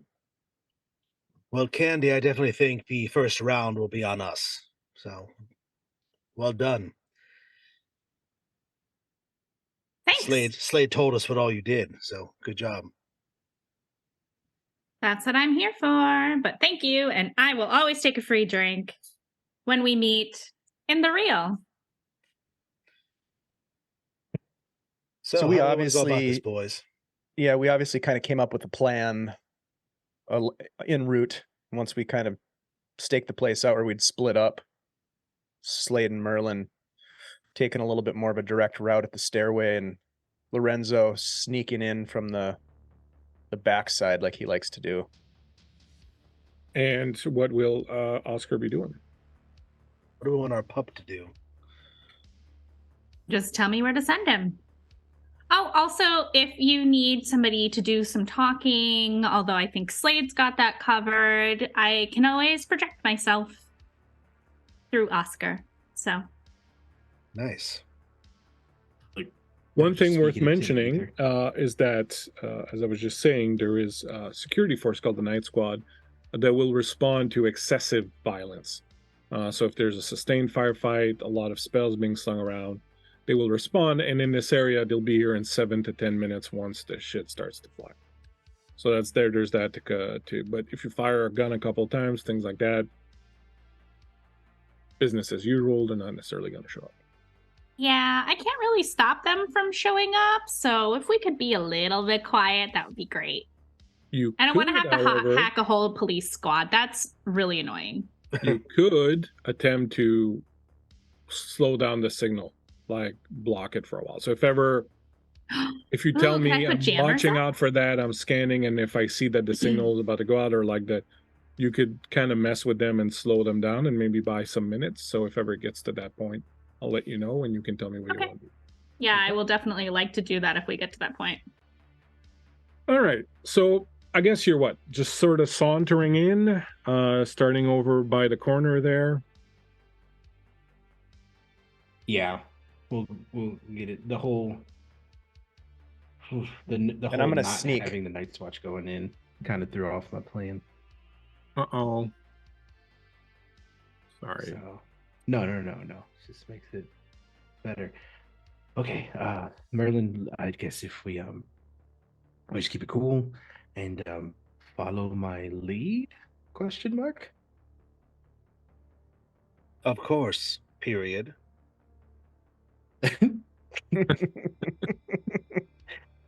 Oh, okay. Hold on just 1 second. Mandy, go ahead and roll Yeah. your wits plus your drone's stealth. Oh, let me look at his little stat Sorry, block. What's his sorry, you're gonna roll your Cute. tech Oscar. plus your My tech? stealth. Stat block. my Oh, stealth or Oscar's got a his stealth? stat block. Your tech plus your drone's stealth. Okay, so a D8 for his stealth and D12 for That's my pretty good. tech. For tech, it's a D10. Yeah. And Dave, you're gonna roll your agility plus sneak. Oh, Okay. I got one that's above a 6. Okay, cool. So one success.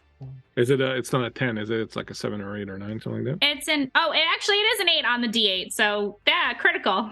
Does that a critical? Critical. It's a critical if you roll a 10, 11, or 12. Oh, okay. That's good to know. Thank you. So Bleak stealth had one for Mandy success. and 1 for Lorenzo. Okay. Noted. So the two of you, the drone, I assume, is kind of maybe like higher up in the air, keeping an eye kind of on things. So you'll be like over here somewhere. Lorenzo, you're kind of sneaking in. You make it up to that corner there. We'll say you're hiding. There's like a bit of a little parapet there, and you're way too big to really kind of duck behind it, but you're kind of so you can move. Lorenzo, you can position yourself, I would say, anywhere here, anywhere in this lower part of that walkway. Basically, he's going to be right where he is, because what he's thinking is that he's going to, if need be, he's going to jump down and take this guy out, subdue this fella down in the, this guy right here. Whoops. Gotcha. You know what I mean? This guy. I know what you mean. Yep. I'll just accost him right now.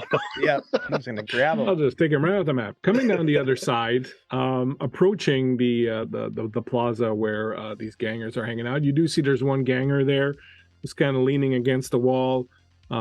He's got a plastic toothpick, and he's like, looks like he's mining for gold or something, because he's really going at it in there, like he's trying to win a medal or something. You approach, sauntering down. How do you approach? Do you try to stealth, or are you kind of joking, or what is your approach, my friends? I'm going to engage Merlin in conversation and just go, man, I'm glad we got out of the main area. I can't believe the Night Watch are finally like swarming around, especially with all of those people getting those free credits. Something was happening with the system. Somebody like hacked. You were there, right? Or you were in one of the areas, but you saw that, right? I definitely saw that. There were people, and they were reacting about the money being thrown out. It was pretty crazy. Yeah, Right. I mean, you obviously are still in shock, because I mean, it was just so much. Like, I honestly, if no one is taking advantage of it right now and they're just hanging around, they are just complete idiots. Definitely. And I'm gonna look to the guy that we're walking by, and I'm gonna be like, I'll just kind of do like a nod, like, you know how guys do the thing where they see another guy, they just nod. Yeah. I'll do that, but I'll well, if I need to, we'll see. All right, so we'll start with Merlin's not helping you in any way, shape, or form there, Slade. But go ahead and make me an empathy and influence roll. Let's get it. Let's get it on. That's 2 critical successes. I got a 10 and a 12. So as you approach, you're laying out this cockamamie story. Ridiculous. And this guy like, he's got this thick French accent when you sing. Hey, what you talking about there? What is the free money? What is that? What are you talking about? Is the ATM on the corner there still spitting out the fucking loonies like crazy? Oh, By the way, sorry, I'm sorry. I'm allowed to make a shitty French accent because I'm Francophone. Just before we get sued into oblivion, I'm allowed. Threw me off. Dang. I'm sorry, I didn't see you there. Yeah, it's crazy. It's completely frantic out there. You have like maybe 10 minutes until the Night's Watch comes through and shuts everything down. I don't know. One lady, she ran away with almost 800-900 credits. Even no, but you don't understand. That's our money that we put in there. That's our fucking money that's being like your money. He leaves down. Hey, Nick, and he rattles off something in French, which I assume you all speak. But he yells down to one of the other guys and goes, "The ATM on the corner is going crazy again. It's spitting out the money." He's like, "That's our fucking money. I know." And so your role was so awesome with your super duper critical successes that so this one leans in and kind of yells at one of the guy. Oops, moved my map. Can I make the ATM actually spit out money? You could. We'll do that in a second. So this guy that's here will come up. And you'd be like, "Not again."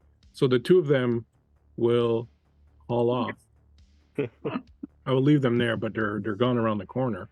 Mandy, if you want, you can try to hack that.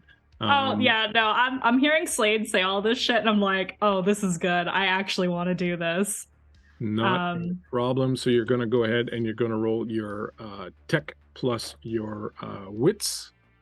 Okay. You are going to be attempting, I'm assuming, to sleaze. And wits, yeah. I'ma sleaze it. Okay. It is a secure system, so I'm going to give it a chance to defend itself. A chance that it will not embrace. I did get one success.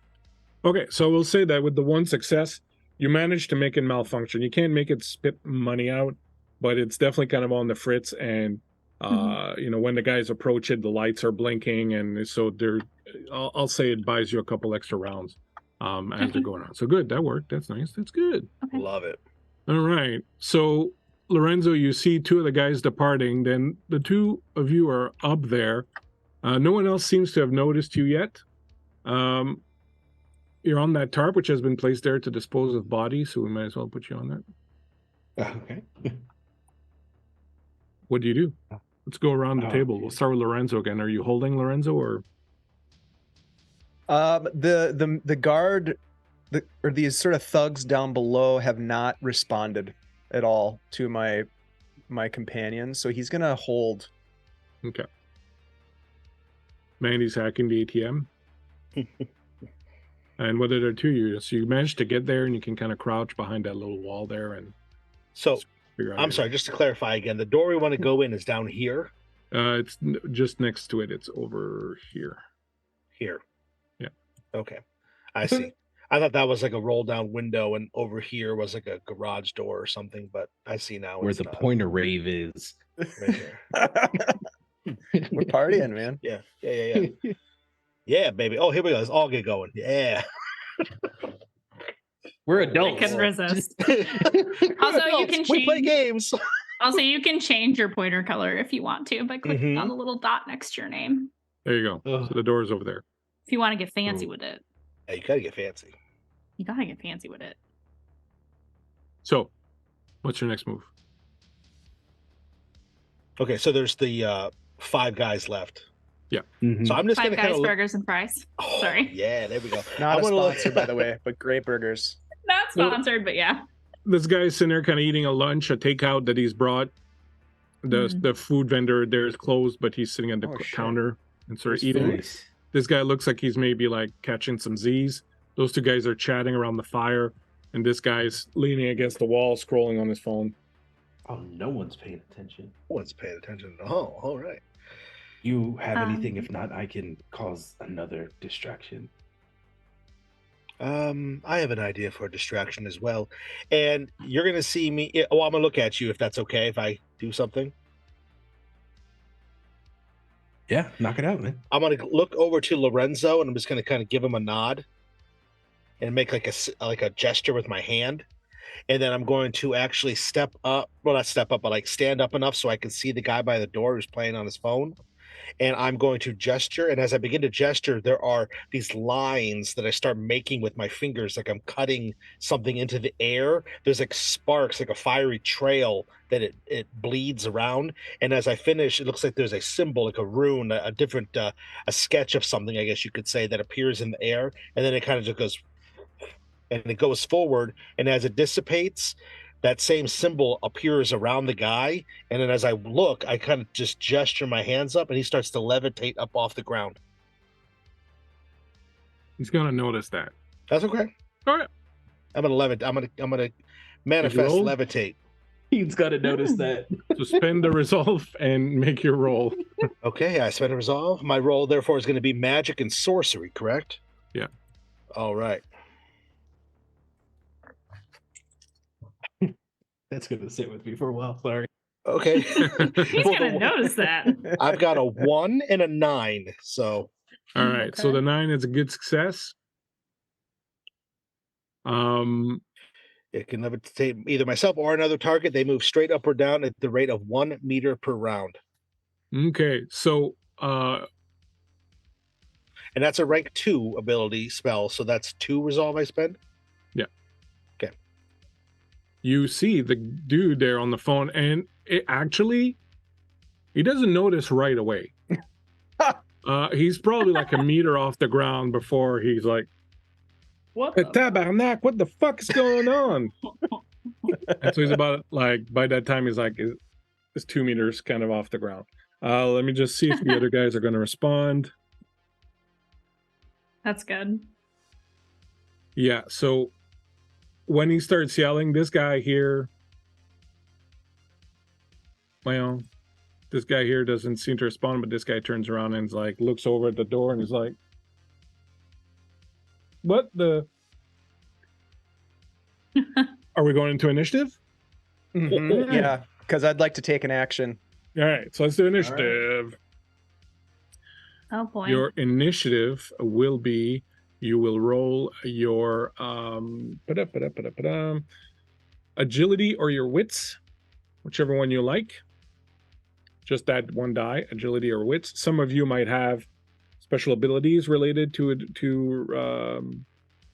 your initiative, depending on your powers and stuff like that. Like, let me check. Does Dave have? I'm looking to. Earlier, you should have rolled your stealth with a boon, by the way, Dave. Yep, I saw that. No, you don't have any speed enhancement. Does Ian have any speed enhancement? No. You got the ocular parsing unit and the pheromone dispenser. You smell good. All right, so straight up your wits or your agility, whichever one you like. And tell me what you rolled. 10. Let me just get the initiative tracker going. Three? Do I? Sorry. Sorry.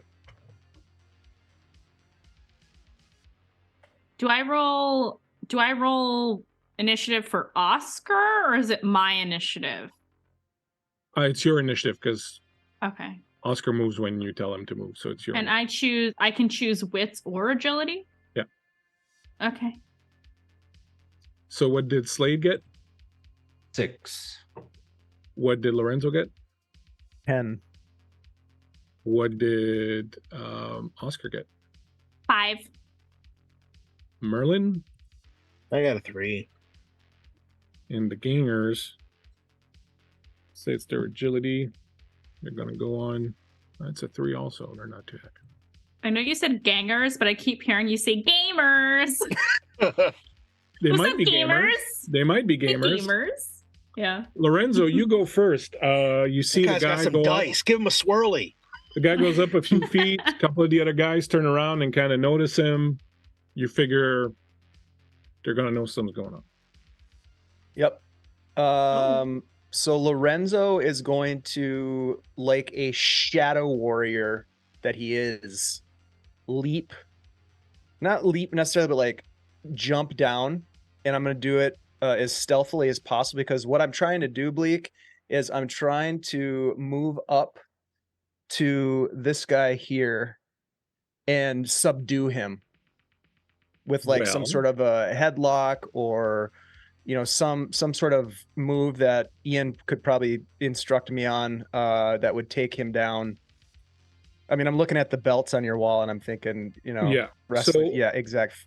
So look, Figure bud, four you're physical yeah. adept. This is your bread and butter. So This is first of all, I'm gonna say You give him that the people's elbow. I'm gonna say that you can use your Shadow Warrior talent, so you're gonna get to take an extra action okay. against this guy. So you could use your action to jump and then an action to wrestle him down. Yep. And I just want to, like, with one big troll arm, grab him in a headlock, and then with the other arm, grab his food out of his hand. Just kind of a power move.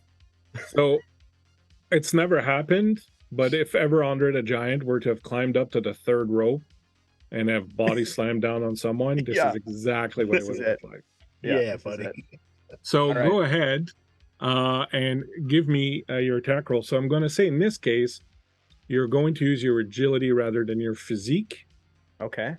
So go ahead and roll your agility and your precision. Okay, agility and precision. Got it. And let's see, just looking at Shadow Warrior, blah, blah, blah. Okay, this is my extra attack that I'm getting. All right. Oh, I got an 8. On the D8. Pretty good. Nice. He doesn't see you coming. So the D8, you grab him and you haul him down into the ground. Okay. Now, you wanted to also grab his food. Yeah. All right.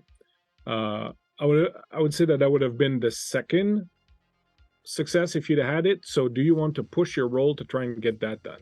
Yes. All right. Can you push your roll? Let's see if you can actually. I can push my physical abilities with my centering. No, that doesn't really apply though. That's more for Comes stamina and to fighting. no, you can because you can push stamina and fight rolls. Yeah. So yeah, if it was your physique, you would have been able to push. All right. So you jump him down. I will say this, because you have your compulsion, which is eating to deal with stressful situations. I will say this: if you're willing to spend the karma you would get for acting out your compulsion on it, I'll let you do the move. 100%. All right, no Let's do problem.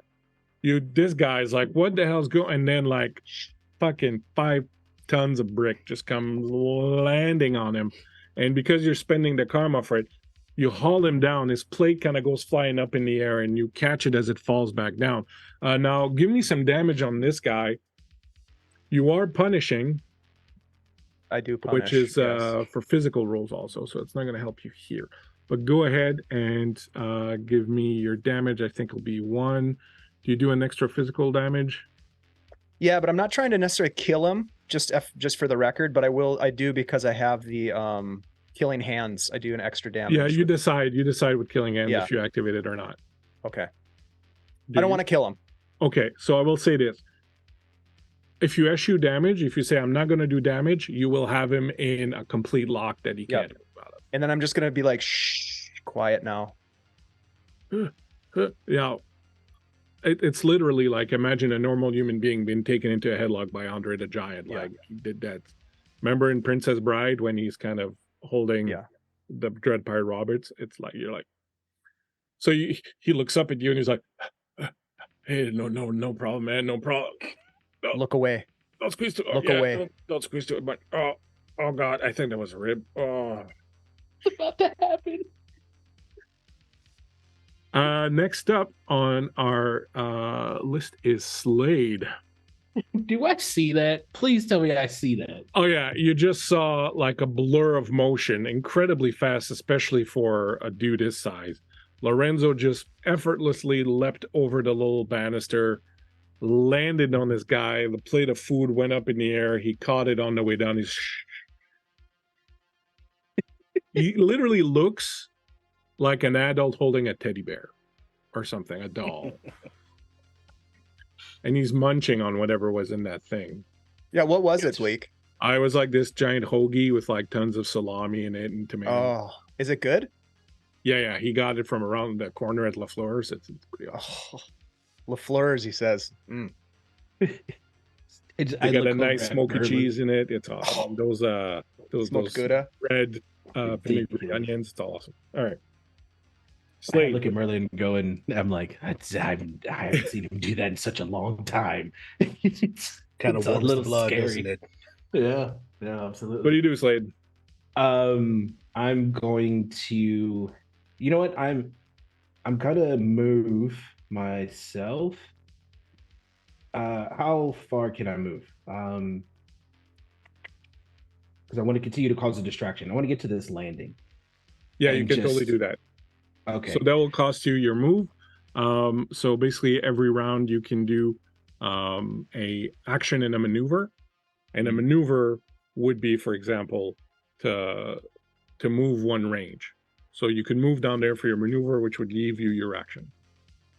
Perfect. And as I'm like, when I get to this landing, after seeing Lorenzo put this guy in a chokehold, I just want to like yell out and go, oh, I need the doctor. I'm like just screaming, I'm bleeding. Help. Why are you all standing there? Help. Like to, again, funnel them. All right, go ahead and give me your empathy and influence roll. It's giving, help me.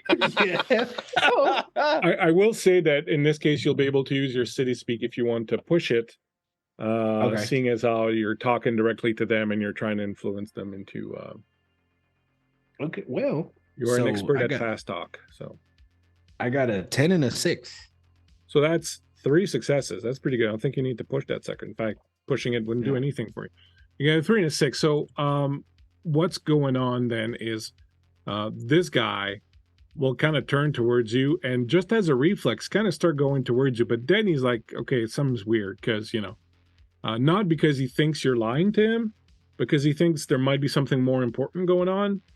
So, but he kind of hesitates and he's looking towards you. So you at least kind of got his attention and he started moving sort of towards you kind of as a reflex to help out. I'm making it super grand, like ridiculous. Like the Oscars are taking note. Yes. All right. Awesome. And then after that would be Oscar. Okay, so does Oscar, I should have asked you this before. Does Oscar have any shock or stun weapons that aren't using the little auto machine gun attachment that I have on him? Yeah, so okay. Absolutely. I will say that you have the option to deliver a non-lethal blow. Absolutely. So you it will still work along with his weapon. Except that instead of doing 2 damage, it'll do 1, but then they'll have to do a stun resistance roll. Okay, so but we're definitely like attacking these guys at this point, right? Or at least trying to subdue them. Okay, so Lorenzo has basically engulfed one of them. Great, love to see that. So yeah, she's gonna pick up on the cue there and deliver a non-lethal. Okay. So you're gonna roll your tech plus blow. your drone sensors. Tech and sensors. Okay, so that's 2 D10s. Excellent. Okay, I'm gonna roll the tech first. It's a 5. I'm gonna roll the sensors. That's a 3. No successes. No successes. Let's see. Can you push? You can push tech rolls. You can push. I can push tech rolls. So when I push, do I just roll again? Do I roll both again? So first, you have to pay either a resolve or take a. You have to spend a resolve or take a condition. I would say spend a resolve because it's less crippling. Okay, so the thing I'm stuck on is I don't know how much resolve I have. So look I'm at the top right hand of your sheet. Top right hand. I have 11. Okay, cool. So click off on that's it. Okay, I see. Okay, so I spend a resolve to reroll both or reroll 1? Reroll both. Anything that's failed. Okay. Yeah. Okay, that's a 9. Let's see if I get a crit. And a 10. All right, so that's 3 successes. Awesome. Yeah, 3 successes. Which guy were you shooting at? Let me use my little handy dandy. Probably. So the guy who's sleeping is still sleeping? Yeah, he's probably not gonna sleep for long, but for now he's still up. And the guy who's standing by the fire, he's getting ready to attack? He's sitting down and he's kind of like looking around at what's kind of happening. And the one guy is still floating, right? And then there's the guy at the bottom of the stairs. Yeah. Okay, I'm gonna go for this guy here. Okay. Because he's in front of Slade. So this is how this works. You've done, you hit him for 1 damage. Okay. You've done crit because you've critted. So now you get to roll the crit die. So your crit die is a D8. So roll that D8. 3. All right. So 3 is not going to do much, but you get to do 3 more damage. So I'll give him a bane on his resistance roll to the stun. Sweet. And all right. So as this guy's kind of moving towards you, Slade, you hear a and then what the flop on the ground, and he kind of jerks a little bit like this. Scream louder. You just hear Candy laughing.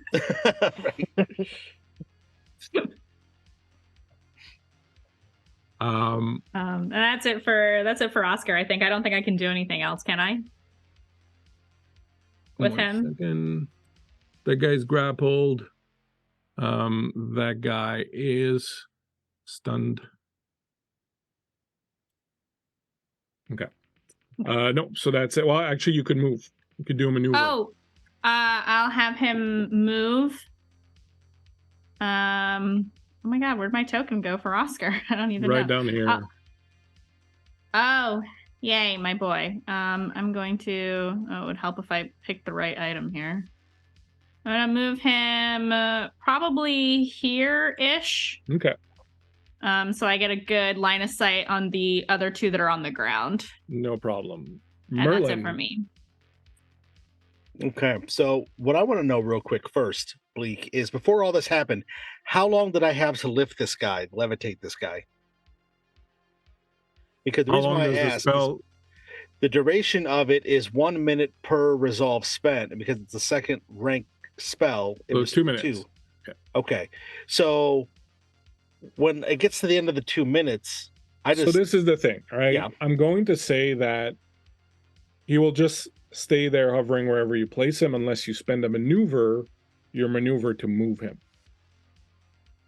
All right. So for that 2 minutes, at any time, you can spend a maneuver to concentrate on it and move him another 2 meters. That's fine. Is there Otherwise, something... he stays wherever you put him. Okay. So he's up above, however much that would be. I mean, it's going to be a meter per round, or however many rounds. So you said 2 meters. You said 2 meters earlier because it was a rank 2. Okay. So he's up in the air. So what I'm going to do is I'm going to actually reach into my coat and I'm going to pull out a flashlight and I'm going to click it on and I'm going to whirl over and I'm going to point it into the face of this guy, into their eyes. Yep. See if I can maybe blind them from noticing what's going on with Lorenzo and everything. Okay, that guy's practical. What is it you're using? My flashlight. Okay, so go ahead and give me a we'll call it precision, so agility and precision. Okay. I'm pretty good with agility and precision. Ooh, not when I roll a 1 and a 2 though. So yeah. All right, so you pull out the flashlight and you kind of try to get in his face, but he's kind of in an awkward position. So okay. But do you want to move? Do you want to spend your maneuver to move? Yeah, then I'll move down. I'll kind of follow in behind where Slade went. So I'm going to move down the stairs as well. Okay. And go over to here. Now they get to go. So this guy up here who's kind of floating, seeing you guys kind of come in, seeing his buddy come down, he's going to be like, we're under attack. And he's going to reach into his jacket and he's going to pull out his gun. And he's going to kind of hesitate a little bit because he doesn't know Slade's act is pretty good. So I'm going to roll to see if he spots the drone or not. Doesn't spot the drone. So he's going to take a shot at Merlin. So Merlin, he got an incoming shot, but he misses with a 5 and a 1. So he pulls out what looks like a pistol and bam, fires a shot and it kind of reverberates throughout the area. And he just misses you. There's parts of the stairwell behind you that explodes. That kind of weird light there explodes in a bunch of spark. Of course, that kind of rouses this guy and rouses this guy, who kind of get up and start looking around and kind of see what's going on and start drawing their weapons. But that's going to be their action for this round. So we're going to go back to Lorenzo at the top. You get the guy. He's like, I ain't going to move, man. I ain't going to move. Lorenzo finishes the hoagie, but saves the end. You know, the end of the hoagie where it's just bread and there's really not much in it. He stuffs it in the guy's mouth and he says, stay here. And knowing full well that this guy is going to comply with his command, he's going to move up to the next guy. Yeah, so you can take a maneuver to get there, no problem. Yep. And then he is to you, so you can activate your shadow ability if you want your shadow warrior ability. I'm going to do my shadow warrior action here. Do I roll stealth with that, or do I just get an extra action? How does that work? You don't have to roll stealth. You just get the extra action. Okay. So you can take 2 actions on. Yep. Is this guy going for a gun, or does he have Yeah. a gun drawn? It looks like he's Okay. trying to draw something. Yep. So I'm going to grab, as he's got his hand like on the handle of his sidearm. He's gonna put his big troll hand over the other guy's hand and hold it there, so his hand is pinned to his side, and he's gonna go and then as the guy kind of turns, he's gonna headbutt him. Okay, so I will give you the hand holding him for free. You're very strong and he's not aware, so that action just succeeds automatically. You grab him, you hold him, and he can't move his hand, and he turns and looks at you. So go ahead and give me a fight attack. Okay. He is going to try to dodge because, well, he can. Okay. And fail miserably. Ooh, so I got a 10 on the D10. Right. One success. So go ahead and just real quick, I'm just going to look to see fight. I can push if I need to. If you want, yep. You know what? Yeah, I'm going to push it. So I'm going to roll the other one, right? The D12 that failed, yeah. Yeah. No, that didn't work. So do I take spend a resolve? Yeah, you do. Okay. All right. Roll you got a crit, so you roll your critical die. Okay. So that's what is that exactly? That's my. It will say under your attack normally. Oh, yep, it's strength or physique. Okay. Yeah. All right, so I roll that. Oh, that's a 7. That's a 7. My friend, you hit him, headbutting him, and you hit him so hard, and you're so tall that he crumples, and you hear his leg snap as his knee was kind of just in the wrong position. And when you crush down on his body with the massive weight and force of your head, it goes smack, and he's like, ah! And he falls to the ground, clutching at his knee. I think that's all the actions I have, correct? Yeah. Okay. You could say something cool. Hey, he's just gonna look down and go, sorry about that. It's not personal. Feels personal. Call your men off. They're not my guys.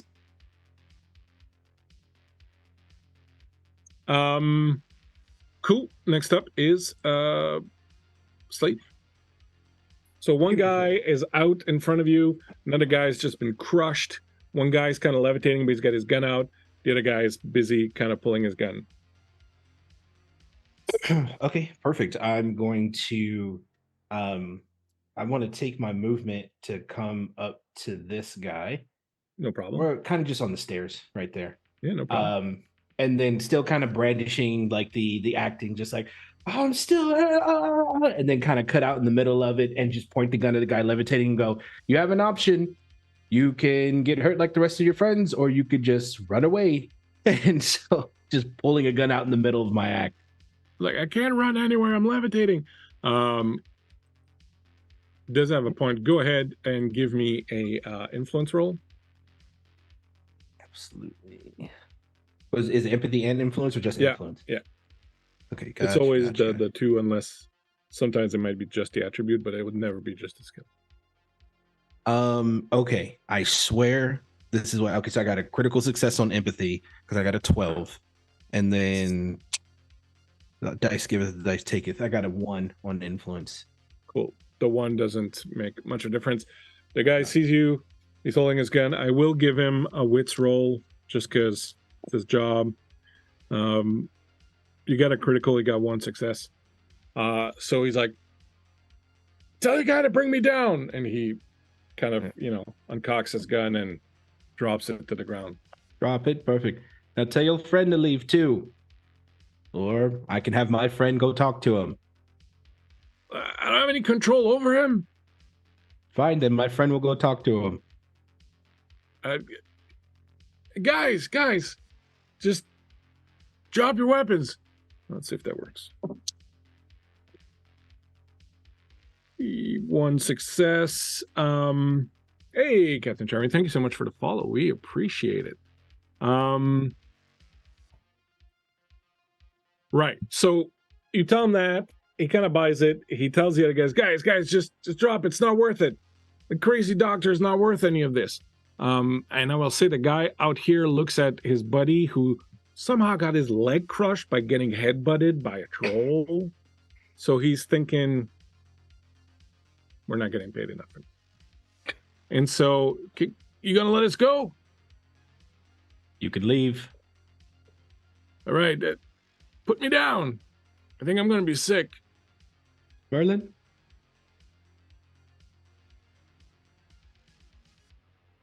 Do you drop him, Merlin? Is it my turn to do something? Yeah, well, we can go out of I see. initiative. Okay. Yeah, so what I'm going to do is I'm going to just, as I am doing this movement, I am going to start moving towards the door because I know we're kind of on borrowed time now because there's been a shot fired. So I'm going to pretty much as best I can with my very heavy limp, I'm going to start moving to the door. And as I do, I just release the spell. So he'll fall whatever the distance is. Ah, punk.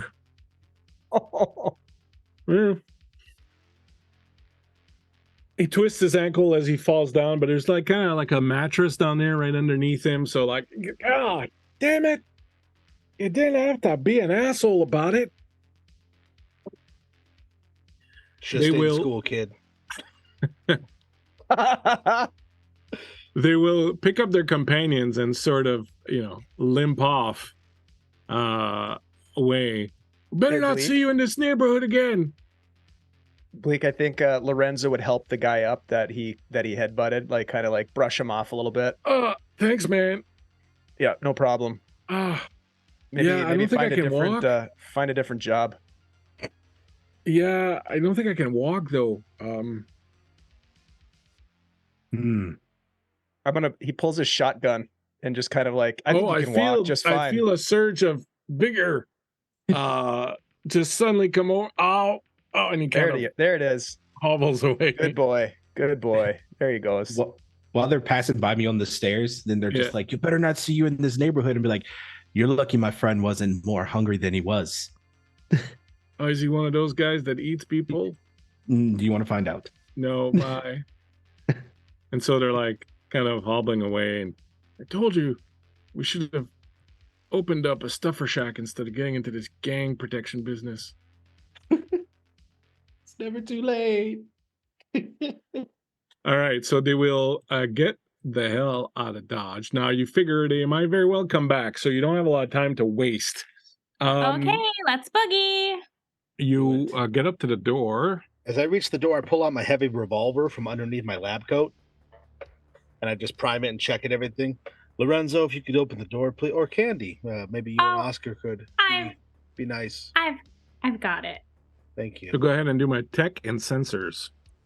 Oh, sensors? Okay, hold please. I have to double check. So whenever you're doing something through your drone, usually you use your technical ability, but the drone's sensors are kind of what regulate what the drone can do. Oh, I like that this guy hasn't moved. Like, I feel like he's just stunned in fear that he's like, I'm not going anywhere. We're going to come back the next morning and he's still there with a piece of bread in his mouth going, I ain't moving, man. I ain't moving. One success. One success is good enough. The door unlocks, slides open. You get a waft of like antiseptic, slightly off meat, blood, like just like engine oil, just all sorts of bad things. Kind of come wafting up at you. My friends, you find yourselves now here. There's two other guys down there. You can tell me what kind of order you want. I would like to... How far away from Oscar can I project myself? I would say within, what's his sensors? His sensor's a D10. All right, so 10 meters. Okay, so I can project myself at like the end of the hall, like while everybody's around the corner. Yep. I'm going to say to Lorenzo, get ready to surprise them. And then I'm going to project an image of myself at the end of the hallway. Okay. And say, Sweet. Hey, do you guys have a minute? Can you come here? Thinking the same thing. Who the hell are you? How'd you get in here? Oh, I'm just super famous. I might give you my autograph if you're super nice to me. One of them's like, really? Hey, yeah. I think I've seen you on OnlyFans. And like he starts coming up. And the other one's like, what? Wait a minute. How did you get in here? What's going on? And he's kind of more hesitant, but he's kind of down there. But the other guy's like, oh, yeah. Yeah, I'm sure I've seen you. I mean, I don't go on OnlyFans, but my roommate does. And I think I saw you that one time. Yeah, sure. She's totally lying. You're shorter in real life, though. He only goes on for the articles, you know. Only as he gets to the corner, Lorenzo's just gonna grab him. Yeah. Pull him around the corner. Yeah. Through the hologram. Yeah, I was like right through Candy. Just a hand comes out and grabs him. Hell yeah. No problem. But I haven't seen your OnlyFans. You don't He's gonna grab his jaw with his big troll, probably only 1 or 2 fingers in his mouth, and just hold his jaw so he can't talk anymore. And then he's gonna basically like hold him up by his jaw as he turns him and like hands him towards Slade. Here, you want to deal with this one? Are digging into my tongue. See, that's what happens when you don't subscribe to my OnlyFans. Yeah, I'll take this one, Slade. Son, you have an opportunity to run. While you're talking to the other one's like, hey, Johnny, you all right? Johnny, Oh, he's just fine. I'm just I don't gonna like this. I'm just gonna go right around the corner and put the gun right in his face. As he comes up, you see him kind of go for his gun, but then stop. Just and leave. He sees Johnny kind of hanging there. You can get out now. The guy with a gun says, we got a job to do here, man. We're getting paid to protect this place. That was your last mistake. Lorenzo, rip his arms off. Mm. From out of the hologram. It's totally, you're totally like, you know, the Dread Pirate Roberts, Inigo Montoya, and fucking... Exactly. Let's fucking go. Yeah. With the gun still in his face, then I want to just put my hand up and I want to gesture. And again, more of these motes and these runes get carved into the air. I want to try to mind trick him so he'll just keep going and leave. Okay, go for it. Spend your thing. I do want to say that, unfortunately, if these guys are under the giant, Physic and the Dread Pirate Roberts and Inigo Montoya, that makes you Vizzini. But that's okay. Inconceivable. Inconceivable. You keep using that word. I don't think it means what you think it means. So all right. So look, my trick is a 2-point. It's rank 2 spell, so I do 2 points. It says rank 2 power word. What does the power word mean? I have to say something, or yeah. Okay. I say something in a weird language. It sounds kind of like French, but it's not quite French. Latin. It's okay. It's Latin. You know, that's not like French at all. So yeah, is it like French? Or... So you're holding one by the mouth, and then you slam him into the wall, Dave. You said, yeah, yep. All right. He kind of ragdolls.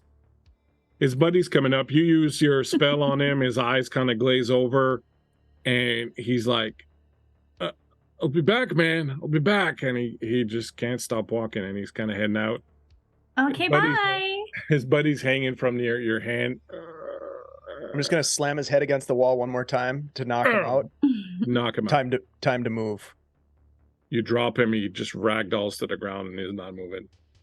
Because we're entering into the doctor space, I'm just going to be making a beeline right behind Lorenzo. Just Oscar's moving.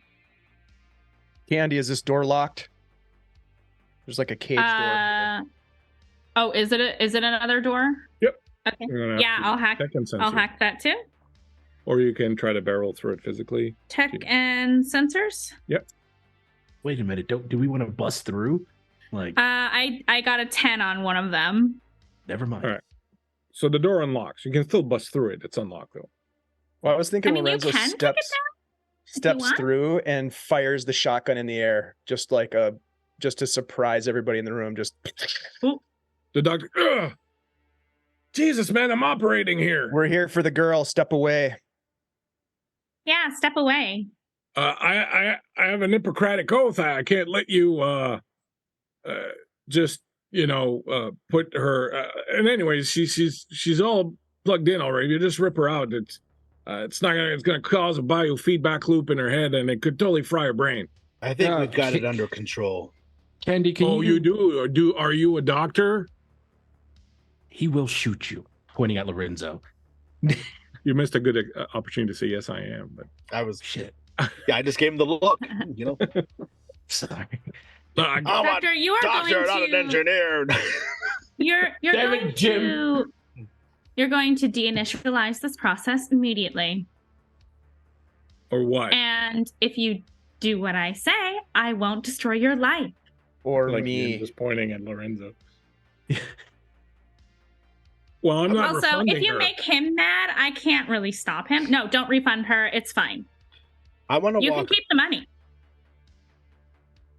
I want to walk over to the girl, and I want to start not touching her or doing anything. I just want to look around and see if I can see what is being dealt with here. I'm not going to touch anything. I'm just like looking and analyzing it all real quick. So give me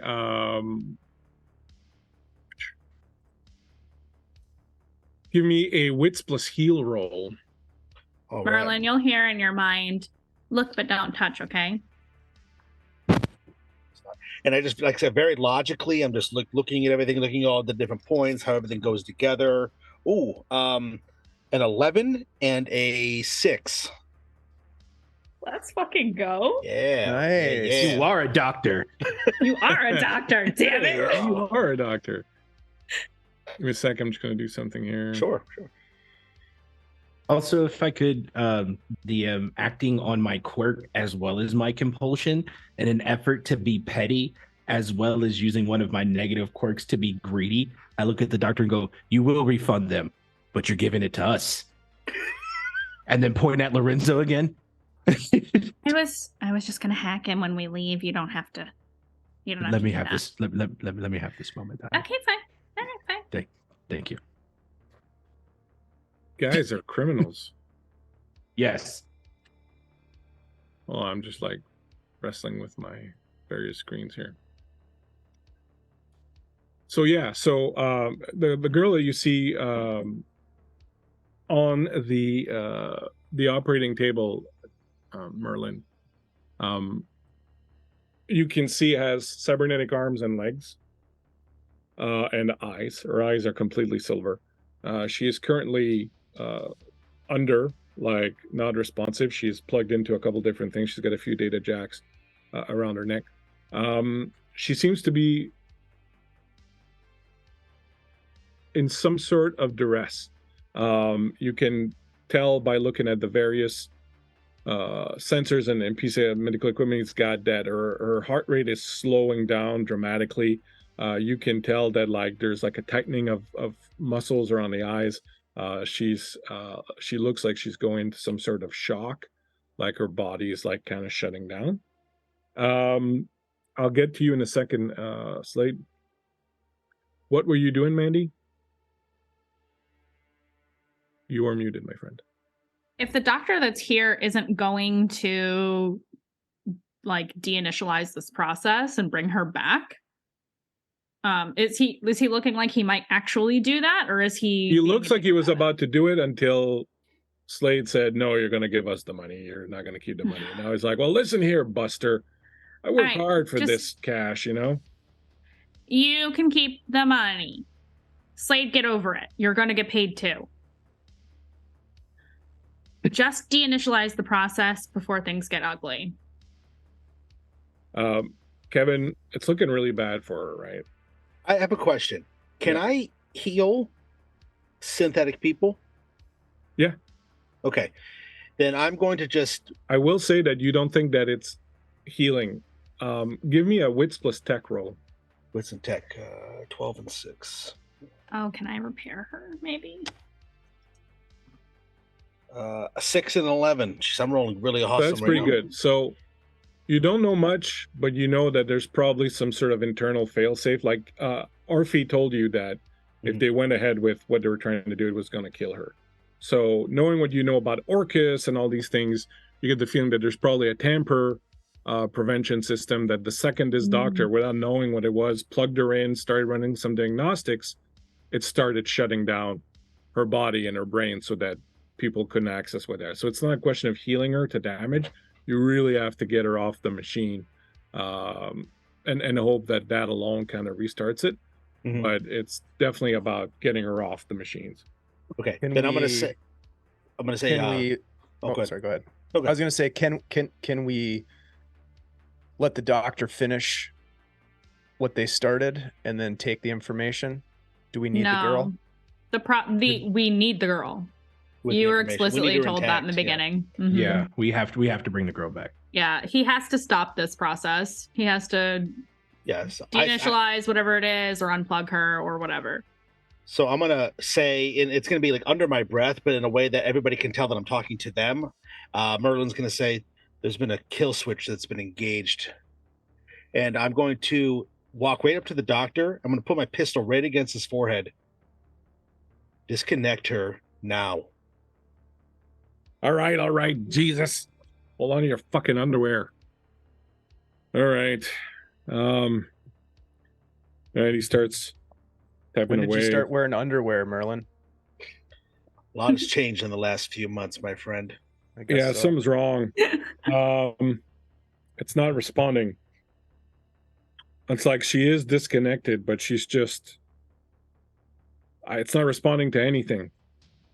She's totally off. She's totally off the machine now, but it's still sort of going down. Candy, is this something you and Oscar can take care of? Maybe. Can I hardwire into... Do I need to do that through Oscar? Do I need to hardwire through Oscar in order to do this? Yeah, because there's no like Wi-Fi access or anything like that. Like you have to. Yeah, I was gonna say I can't technomance myself into this person from where I'm at. So No. I am going to I'm gonna hardwire with Oscar. Someone's gonna have to do the wiring for you. So whoever wants to do it is fine.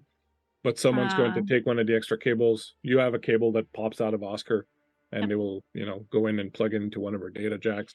You will tell them that they can pull the other ones because they're useless Gotcha. now, so they'll do that. Yeah, I'll give them instructions on what to do. I'll take All the right. instructions. Since everyone else is Give doing me something. wits plus tech. Now you are.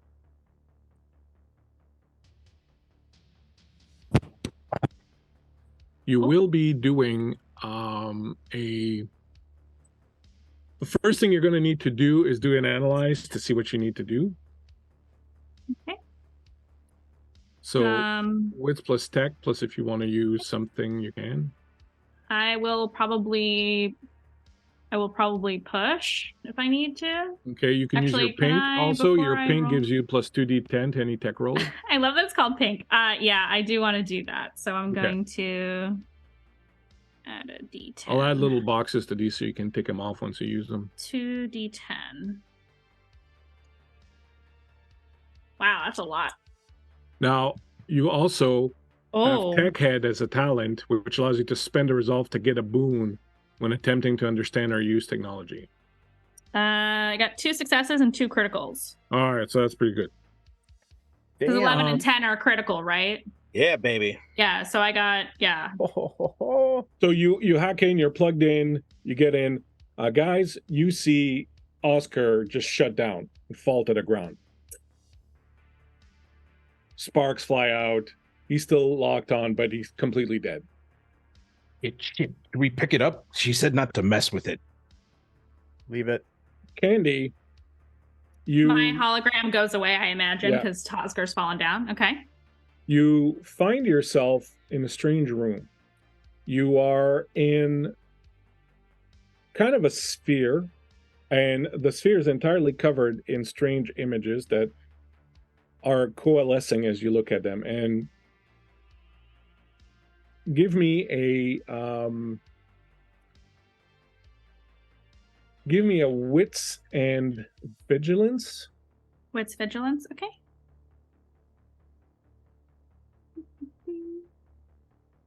D8, D12. No successes. So you don't recognize them. You see, it's definitely paintings. They look old, and of different people doing different things, but you don't recognize really what's going on or who they're by, and so on and so forth. Okay. You hear a song that at first is playing distantly, and it sounds kind of like your character would have really no knowledge of what this this sounds like, but you will. It sounds like one of those old gramophone vinyl players in another room, like a really old, scratchy kind of music, and it's just getting a little louder and louder. And it's this song that your character doesn't recognize, but the lyrics as the song goes, I don't want to set the world on fire. Oh, yeah. And then that song kind of continues, and then you hear a voice that says, a visitor. That would be me. I'm trying to keep you from dying. I'm here to help. I don't think I can die. It is not a female voice. It is kind of disembodied, kind of neutral. I don't think I can die. Well, after studying the question, I think I can die, but perhaps not in the way that you mean. Perhaps not. In any case, what can I do for you? Oh God, I wasn't expecting this conversation. I would like the key, please. You would like the key? I'd also like for this vessel to live, if possible. This vessel? Yes. I mean, your body? Miss Ophelia Teagarden? I'm not familiar with that name. Hold on. Interesting. Are you... What's your name? Wait a second. I don't recognize this voice? Nope. Okay. My name? You can call me Candy. That's fine. Who are you? Candy. Interesting. I don't think you're here for me. Oh. Am I? I'm not in Ophelia's brain, am I? I'm not certain. No, you are not. You're very far from Ophelia. What the fuck? Can you help me save Ophelia? I don't think I can, no. I'm rather prevented from accessing the outside world. I'm not even sure how you're in here.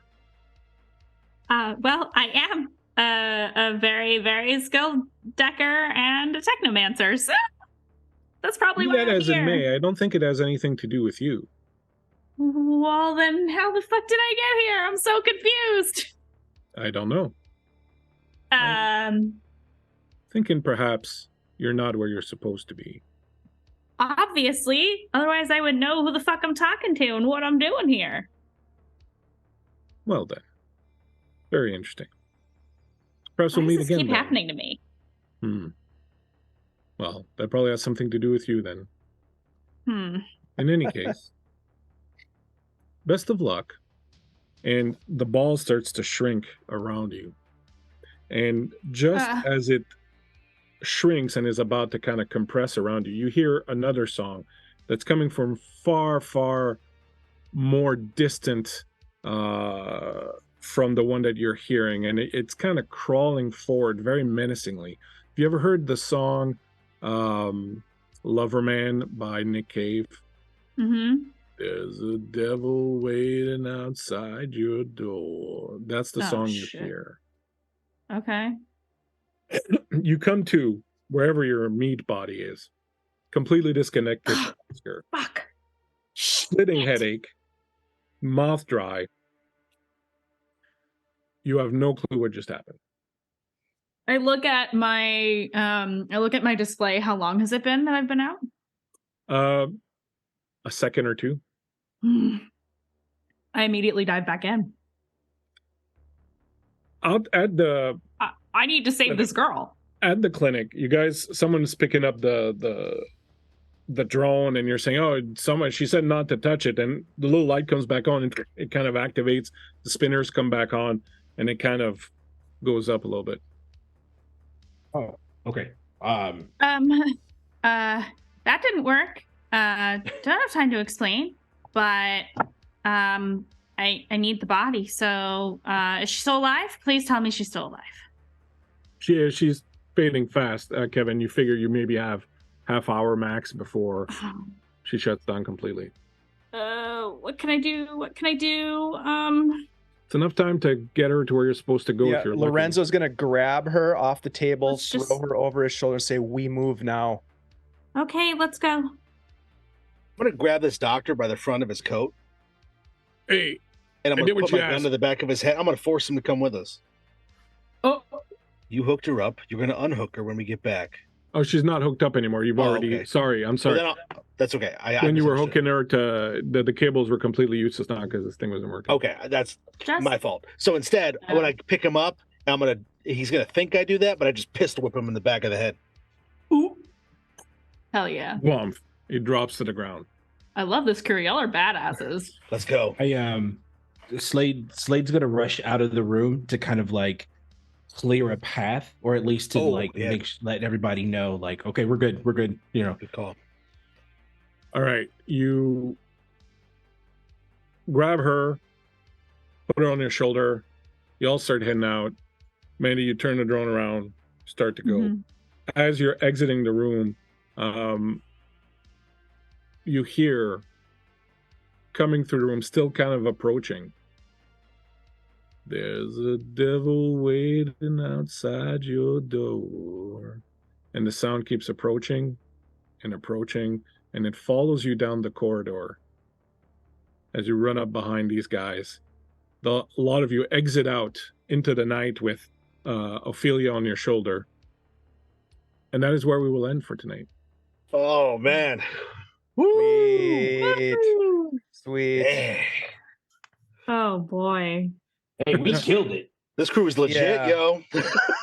But there's a devil waiting at your door. Oh man. I love messing with Mandy. It's so much fun. Oh man. It's fun to watch. Juicy. My friends, thank you so much. Super appreciate you being here. It was a fun little game. We will pick it up next week and see exactly what happens once you go out that door, whether or not there's a devil waiting for you outside that door. Let us go around. Thank you to chat for hanging out here. Let us go around, my friends. Tell these people who you are, what you got going on, where you can be found. Then we'll let Mandy go to bed because she's going away early tomorrow. And we will start once more with Kevin. Hi, yes, I'm Kevin. Tonight I played Merlin, who is a hermetic mage, and this was great to be back here on Guild Superior. When I'm not here, you can find me. I'm part of the production team over on Wanderer's Haven, which is another streaming channel that's here on Twitch. And I also am the U.S. ambassador and the game runner for La Nocturna, which is a channel that actually we have another game tomorrow that our good buddy, I almost said Slade. You're not Slade. Our good friend Ian is in a cool series that we're doing. La Nocturna is a grimdark setting. Bleak's been there, and please come check us out. And I'm gonna be super pumped to be back next week.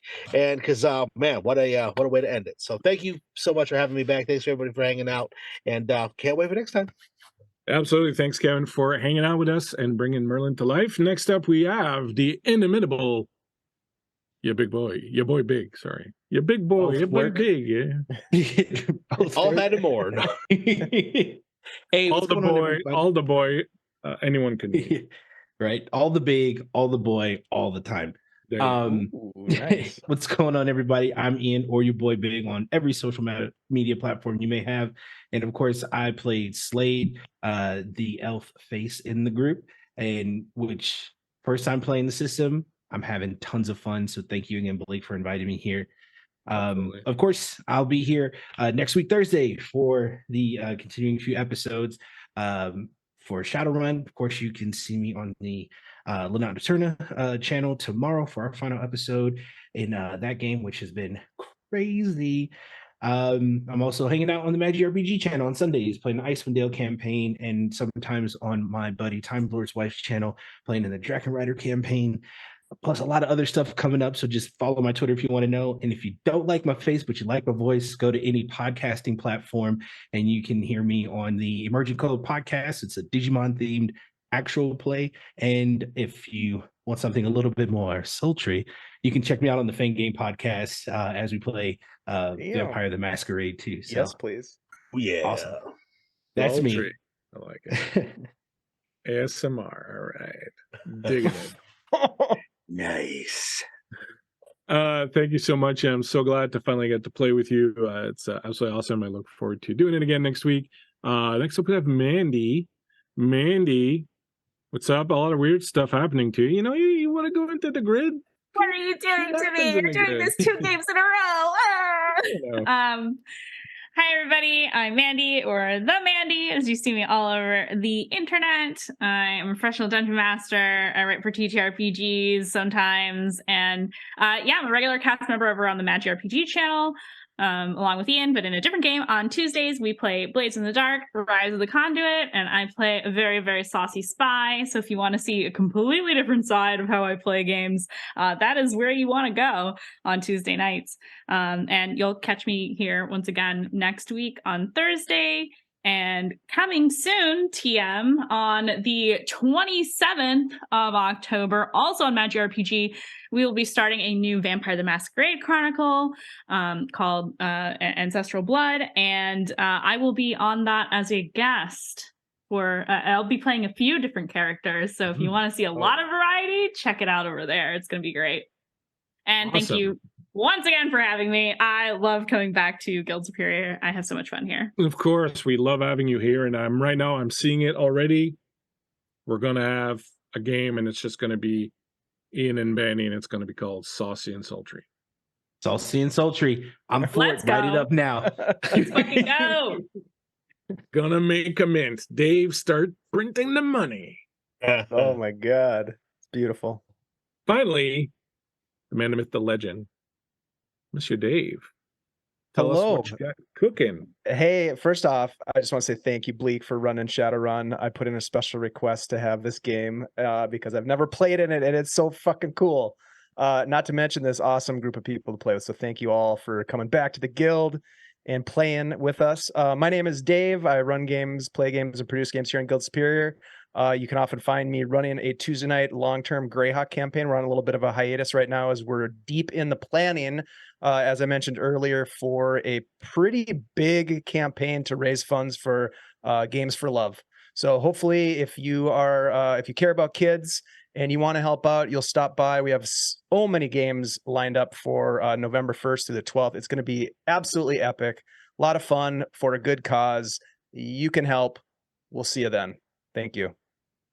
Awesome. Absolutely. We'll be doing a whole bunch of stuff for that in coming weeks. More information to come. Other stuff you can find on Guild Spear. Next Monday, we have our friend Kay jamming their first game on stream. It'll be a Bluebeard's Bride game with some absolutely amazing players in that one. So I'm super looking forward to that. I'll be producing that. So that's Monday at 8 o'clock. And before then, you can catch Dave, myself, our friend Darling Creepshow, our friend Myriad X, and our friend Dungeon Mr. Ty tomorrow. We're doing a special game for Gamehole Con, virtual Gamehole Con. That'll be over on the Gamehole Con Twitch at 8 o'clock tomorrow evening. We're doing a little Vaesen story called Hunter's Moon. So come and hang out with us. We're going to have some spooky fun with that. We will, of course, be right back here next Thursday. Myself, my producer, Andy, these wonderful people. Hang out with us for a second. We're going to rate our good friend Darling Creepshow. Give Darling Creepshow all the Guild Spear love that's fit to give. All the sultriness and the sauciness. And hey, look, we'll catch you back here in the shadows next Thursday. Take care of yourselves, chummers. Thanks for hanging out.